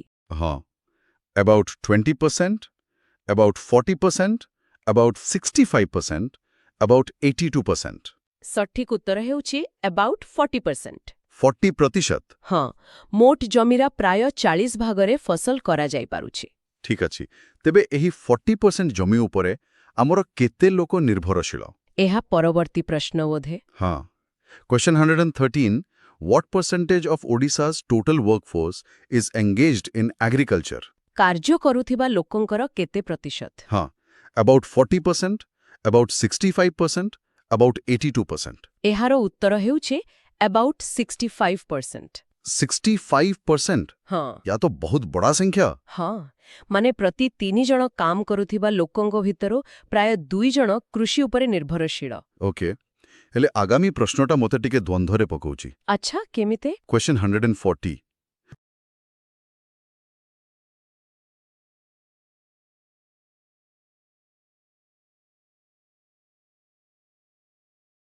ଦେଖନ୍ତୁ, ଏହି ପ୍ରଶ୍ନର ବ୍ୟାଖ୍ୟାରେ ଲେଖା ଅଛି ଯେ ଓଡ଼ିଶାର ପ୍ରାୟ 82% ଜନସଂଖ୍ୟା ଗାଁରେ ରୁହନ୍ତି। ଏଥିରେ ନିୟୋଜିତ କାର୍ଯ୍ୟଶକ୍ତିର ପ୍ରତିଶତ ନୁହେଁ। ଆଚ୍ଛା, ତେବେ ଦୁଇଟା ଅଲଗା ତଥ୍ୟକୁ ମନେ ରଖିବାକୁ ହେବ। ହଁ, କାର୍ଯ୍ୟଶକ୍ତିରେ ପ୍ରାୟ 65% କୃଷିରେ ନିୟୋଜିତ ଆଉ ମୋଟ ଜନସଂଖ୍ୟାର ପ୍ରାୟ 82% ଗ୍ରାମାଞ୍ଚଳରେ ବାସ କରନ୍ତେ। ବାଃ, ଏହି ସ୍ପଷ୍ଟୀକରଣ ପାଇଁ ବହୁତ ଧନ୍ୟବାଦ। ଏହା ନିଶ୍ଚିତ ଭାବରେ ସମସ୍ତଙ୍କୁ ସାହାଯ୍ୟ କରିବ। What is the contribution of agriculture to Odisha's gross domestic product GDP as per Odisha Economic Survey 2024-25? ମାନେ ଓଡ଼ିଶା ଇକୋନୋମିକ ସର୍ଭେ 2024-25 ଅନୁସାରେ ଆମ ରାଜ୍ୟର ଜିଡିପିରେ କୃଷିର ଯୋଗଦାନ କେତେ? ଅପସନ୍ସ ଗୁଡ଼ିକ ହେଲା about 10%, about 19%, about 30% ଆଉ about 65%। ଏହାର ସଠିକ ଉତ୍ତର ହେବ about 19%। about 19%?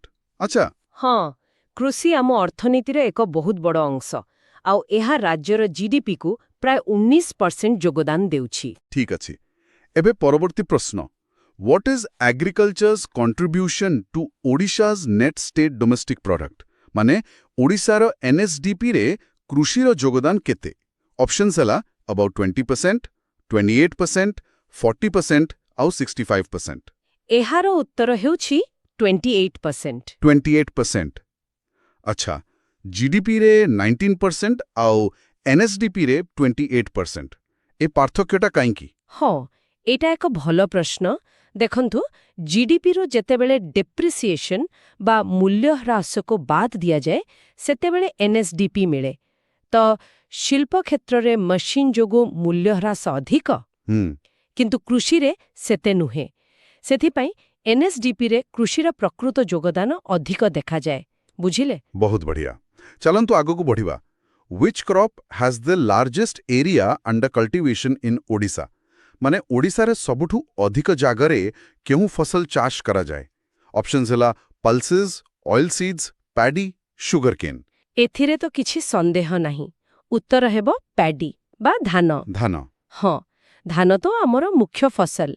ଏହା ପରେ ଯାଇ ଡାଲି, ତେଲ ଏସବୁ ଆସେ। ଠିକ୍।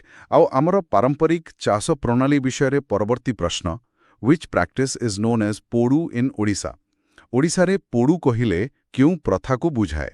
ଅପସନ୍ସ ହେଲା terrace farming, shifting cultivation, drip irrigation, contour ploughing. ଏହା ହେଉଛି ଶିଫ୍ଟିଂ କଲ୍ଟିଭେସନ୍। ଶିଫ୍ଟିଂ କଲ୍ଟିଭେସନ୍ ମାନେ ସ୍ଥାନାନ୍ତରିତ କୃଷି। ହଁ, ସ୍ଥାନାନ୍ତରିତ କୃଷି। ଏହାର ସ୍ଥାନୀୟ ନାମ ବି ଅଲଗା ଅଲଗା ଅଛି। ଯେମିତି ସମ୍ବଲପୁରରେ ଦେଢ଼ି। ଆଚ୍ଛା, ଦେଢ଼ି। ହଁ, ଆଉ କେନ୍ଦୁଝରରେ ତୈଳା ଚାଷ, ଗଞ୍ଜାମରେ ବାରୁ ଏବଂ ରାୟଗଡ଼ାରେ ହାରୁ ବୋଲି ବି କୁହନ୍ତି। ଓକେ, ତେବେ ଏହି ନାମଗୁଡ଼ିକ ଉପରେ ହିଁ ପରବର୍ତ୍ତୀ ପ୍ରଶ୍ନ। In which district is shifting cultivation known as ଦେଢ଼ି? ଦେଢ଼ି କେଉଁ ଜିଲ୍ଲାରେ କୁହାଯାଏ? ଅପସନ୍ସ କେଉଁଝର, ରାୟଗଡ଼ା, ସମ୍ବଲପୁର, ଗଞ୍ଜାମ। ଆମେ ଏବେ କଥା ହେଲେ ଏହାର ଉତ୍ତର ହେବ ସମ୍ବଲପୁର। ସମ୍ବଲପୁର, ଠିକ୍। ଆଉ ପରବର୍ତ୍ତୀ ପ୍ରଶ୍ନ। Which district associates shifting cultivation with ତୈଳା ଚାଷ? ତୈଳା ଚାଷ କେଉଁ ଜିଲ୍ଲା ସହ ଜଡ଼ିତ? ଅପସନ୍ସ ସମ୍ବଲପୁର, ରାୟଗଡ଼ା, କେଉଁଝର, ଗଞ୍ଜାମ। ହଁ, ତୈଳା ଚାଷ କୁହାଯାଏ କେନ୍ଦୁଝରରେ, ତେଣୁ ଉତ୍ତର ହେବ କେଉଁଝର। କେଉଁଝର, ବୁଝିଗଲି। ଏବେ ଆମେ ଫସଲ ଋତୁ ବିଷୟରେ କଥା ହେବା। Which crop plays a major role in the economy of Odisha? ମାନେ ଓଡ଼ିଶା ଅର୍ଥନୀତିରେ କେଉଁ ଫସଲର ମୁଖ୍ୟ ଭୂମିକା ଅଛି? Options kharif, rabi, zaid, none of these। ଏଠାରେ ଉତ୍ତରଟା ହେବ ରବି। ଏଇଟା ଟିକେ ଟ୍ରିକି ପ୍ରଶ୍ନ। ରବି? କିନ୍ତୁ ଖରିଫରେ ତ ଧାନ ହୁଏ, ତାହେଲେ ରବି କେମିତି? ହଁ, ଦେଖନ୍ତୁ, ଖରିଫ ଧାନ ଚାଷୀର ମୂଳ ଆବଶ୍ୟକତା ପୂରଣ କରେ, କିନ୍ତୁ ରବି ଫସଲ ଯେମିତିକି ଡାଲି, ତେଲ ଏସବୁ ତାକୁ ଅତିରିକ୍ତ ଆୟ ଦିଏ। ଆଚ୍ଛା, କ୍ୟାଶ୍ ଇନକମ୍ ପାଇଁ? ଏକ୍ଜାକ୍ଟଲି। ଆଉ ଏହା ଚାଷୀଙ୍କୁ ବର୍ଷ ସାରା କାମ ଯୋଗାଏ। ତେଣୁ ଅର୍ଥନୀତି ପାଇଁ ଏହାର ଭୂମିକା ବହୁତ ବେଶୀ। ବହୁତ ବଢ଼ିଆ ପଏଣ୍ଟ। ଠିକ୍ ଅଛି, ଏବେ ଆଗକୁ। Which among the following is not a kharif crop in Odisha? ଏଗୁଡ଼ିକ ଭିତରୁ କେଉଁଟା ଓଡ଼ିଶାରେ ଖରିଫ ଫସଲ ନୁହେଁ? Options wheat, maize, groundnut, cotton. ଏହାର ଉତ୍ତର ହେବ ହ୍ୱିଟ୍ ବା ଗହମ। ଗହମ। ହଁ, ଗହମ ଏକ ରବି ଫସଲ। ବାକି ମକା, ଚିନାବାଦାମ, କପା ଏସବୁ ମୌସୁମୀ ଋତୁରେ ହେଉଥିବା ଖରିଫ ଫସଲ। ଠିକ୍ ଅଛି, ଏବେ ଆସନ୍ତୁ ଅର୍ଥକରୀ ଫସଲ ବା କ୍ୟାଶ୍ କ୍ରପ୍ କଥା ଦେଖିବା। Which is the most important cash crop in Odisha? ଓଡ଼ିଶାର ସବୁଠୁ ଗୁରୁତ୍ୱପୂର୍ଣ୍ଣ ଅର୍ଥକରୀ ଫସଲ କେଉଁଟା?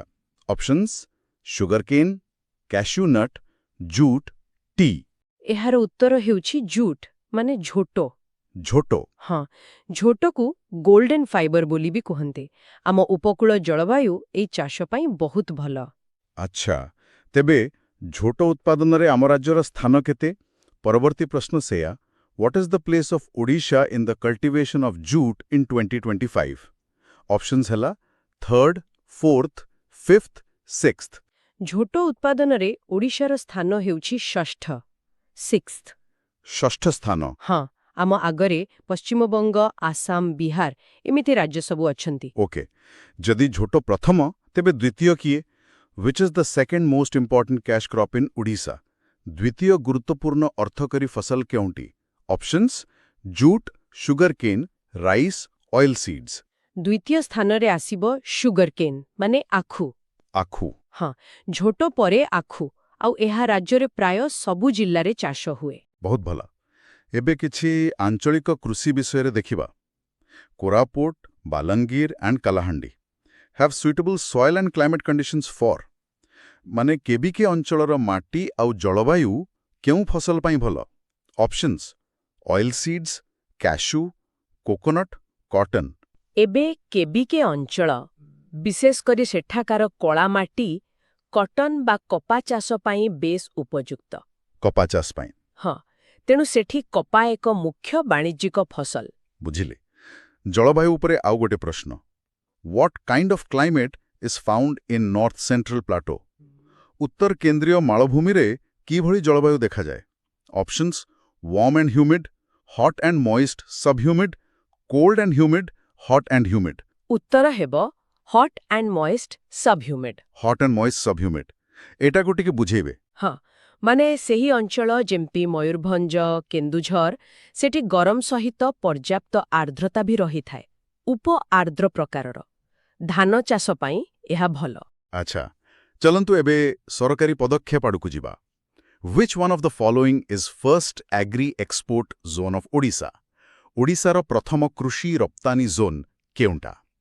Options rice technology park Bhadrak, sea food park Dhamas, Kandhamal, Dhenkanal. ଏହାର ଉତ୍ତର ହେଉଛି କନ୍ଧମାଳ। କନ୍ଧମାଳ। କନ୍ଧମାଳକୁ କାହିଁକି ବଛାଗଲା? ଦେଖନ୍ତୁ, କନ୍ଧମାଳ ହଳଦୀ ପାଇଁ ପ୍ରସିଦ୍ଧ, ଯାହାକୁ ଜିଆଇ ଟ୍ୟାଗ୍ ବି ମିଳିଛି। ତେଣୁ ଏହି ରପ୍ତାନି ଯୋଗ୍ୟ ଉତ୍ପାଦକୁ ପ୍ରୋତ୍ସାହନ ଦେବା ପାଇଁ କନ୍ଧମାଳକୁ ହିଁ ପ୍ରଥମ କୃଷି ରପ୍ତାନି ଜୋନ୍ ଭାବେ ବଛାଯାଇଥିଲା। ବୁଝିଗଲି। ଏବେ କିଛି ସଂସ୍ଥା ଉପରେ ପ୍ରଶ୍ନ। Which of the following corporations was formed in the year 2004? 2004ରେ କେଉଁ ନିଗମ ଗଠନ ହୋଇଥିଲା? Options Odisha university of agriculture and Technology, ICAR, CRRI, ରାଜ୍ୟ ବୀଜ ଏବଂ କୃଷି ବିକାଶ ନିଗମ ଲିମିଟେଡ୍, ଏପିକାଇଲ୍। ଏହାର ଉତ୍ତର ହେବ ରାଜ୍ୟ ବୀଜ ଏବଂ କୃଷି ବିକାଶ ନିଗମ ଲିମିଟେଡ୍। ରାଜ୍ୟ ବୀଜ ଏବଂ କୃଷି ବିକାଶ ନିଗମ ଲିମିଟେଡ୍। ହଁ, ଏହାର ମୁଖ୍ୟ କାମ ହେଲା ଚାଷୀଙ୍କୁ ଭଲ ବିହନ ଯୋଗାଇବା। ବିହନ, ଠିକ୍। ଆଉ ସରକାରୀ ଯୋଜନା ବିଷୟରେ National Horticulture Mission is operationalized in Odisha since ଜାତୀୟ ଉଦ୍ୟାନ କୃଷି ମିଶନ ଓଡ଼ିଶାରେ କେବେଠୁ କାର୍ଯ୍ୟକାରୀ ହେଲା? ଅପସନ୍ସରେ 2004-2005, 2007-2008, 2008-2009, 2005-2006। ଏହା କାର୍ଯ୍ୟକାରୀ ହୋଇଛି 2005-06 ମସିହାରୁ। 2005-06? ହଁ, ଏହାର ଲକ୍ଷ୍ୟ ହେଉଛି ଫଳ, ଫୁଲ, ପନିପରିବା ଚାଷକୁ ପ୍ରୋତ୍ସାହନ ଦେବା। ବୁଝିଲି। ଆଉ ଏକ ମିଶନ ଉପରେ ପ୍ରଶ୍ନ। Mini mission 1 is related two. Mini mission 1 କାହା ସହ ସମ୍ବନ୍ଧିତ? Options cotton, oil seeds, rice, jute. Mini mission 1 ସମ୍ବନ୍ଧିତ ଅଏଲ୍ ସିଡ୍ସ ବା ତୈଳବୀଜ ସହିତ। ତୈଳବୀଜ। ହଁ, ଏଟା NMOOP ବା National Mission on Oil Seeds and Oil ପାମ୍ର ଗୋଟେ ଅଂଶ। ଆମ ଦେଶରେ ତେଲ ଆମଦାନୀ କମେଇବାକୁ ଏହି ମିଶନ କାମ କରୁଛି। ଆଚ୍ଛା, ଆତ୍ମନିର୍ଭରଶୀଳତା ପାଇଁ। ହଁ, ଏକଦମ। ଠିକ୍ ଅଛି। ଉତ୍ପାଦନ ପାଇଁ ତ ବିହନ ଦରକାର। ତେଣୁ ପରବର୍ତ୍ତୀ ପ୍ରଶ୍ନ। Which of the following office is implementing the seed village programs? ବିହନ ଗ୍ରାମ କାର୍ଯ୍ୟକ୍ରମ କିଏ କାର୍ଯ୍ୟକାରୀ କରୁଛି? Options Odisha agro industries corporation, Odisha state seed corporation, ICAR central rice research institute, Odisha university of agriculture and technology. ଏହାକୁ କାର୍ଯ୍ୟକାରୀ କରୁଛି Odisha state seed corporation. Odisha ରାଜ୍ୟ ବିହନ ନିଗମ। ହଁ, ଏହି ଯୋଜନାରେ ଗାଁ ସ୍ତରରେ ହିଁ ଭଲ ବିହନ ତିଆରି କରାଯାଏ, ଯାହାଦ୍ୱାରା ଅନ୍ୟ ଚାଷୀମାନେ ସହଜରେ ପାଇପାରନ୍ତି। ବହୁତ ଭଲ କାର୍ଯ୍ୟକ୍ରମ। ଏବେ ଜଳସେଚନ ବିଷୟରେ। Rushikulya irrigation project is related to Rushikulya ଜଳସେଚନ ପ୍ରକଳ୍ପ କେଉଁ ନଦୀ ସହ ଜଡ଼ିତ? ଅପସନ୍ସ ଗୋଦାବରୀ, ମହାନଦୀ, ବ୍ରାହ୍ମଣୀ। ଦେଖନ୍ତୁ ଏହି ପ୍ରକଳ୍ପ ତ ପ୍ରକୃତରେ ଋଷିକୁଲ୍ୟା ନଦୀ ଉପରେ, କିନ୍ତୁ ଏହି ଅପସନ୍ସ ଭିତରେ ହଁ, ଅପସନ୍ସ ଟିକେ ଜଟିଲ ଲାଗୁଛି। ହଁ, କିନ୍ତୁ ଯେହେତୁ ଋଷିକୁଲ୍ୟାକୁ ବେଳେବେଳେ ବୃହତ୍ତର ମହାନଦୀ ଅବବାହିକାର ଅଂଶ ଭାବେ ଧରାଯାଏ, ତେଣୁ ଏଠି ମହାନଦୀକୁ ଏକ ପରୋକ୍ଷ ଉତ୍ତର ଭାବେ ନିଆଯାଇପାରେ। ଆଚ୍ଛା, ବୁଝିଗଲି। ତେବେ ଆଜି ପାଇଁ ଶେଷ ପ୍ରଶ୍ନ, which project is based on Brahmani river? Brahmani ନଦୀ ଉପରେ କେଉଁ ପ୍ରକଳ୍ପ ଅଛି? Options Rengali, Baitarani, Anandapur, all of these. ଏହାର ଉତ୍ତର ହେବ ଅଲ୍ ଅଫ୍ ଦିଜ୍। ସବୁଗୁଡ଼ିକ? ହଁ, କାରଣ ରେଙ୍ଗାଲି ତ ସିଧା ବ୍ରାହ୍ମଣୀ ଉପରେ, ଆଉ ଆନନ୍ଦପୁର ବ୍ୟାରେଜ୍ ଏବଂ ଦୈତରଣୀ କେନାଲ ବି ବୃହତ୍ତର ବ୍ରାହ୍ମଣୀ ଅବବାହିକା ପରିଚାଳନା ସହିତ ଜଡ଼ିତ। ବହୁତ ବଢ଼ିଆ। ତେବେ ଆଜିର ଆଲୋଚନାରୁ ଓଡ଼ିଶାର କୃଷିର ଏକ ବହୁତ ସ୍ପଷ୍ଟ ଚିତ୍ର ମିଳିଲା। ଜିଡିପି ଯୋଗଦାନଠାରୁ ଆରମ୍ଭ କରି ଫସଲ, ପାରମ୍ପରିକ ଚାଷ ଆଉ ଜଳସେଚନ ପର୍ଯ୍ୟନ୍ତ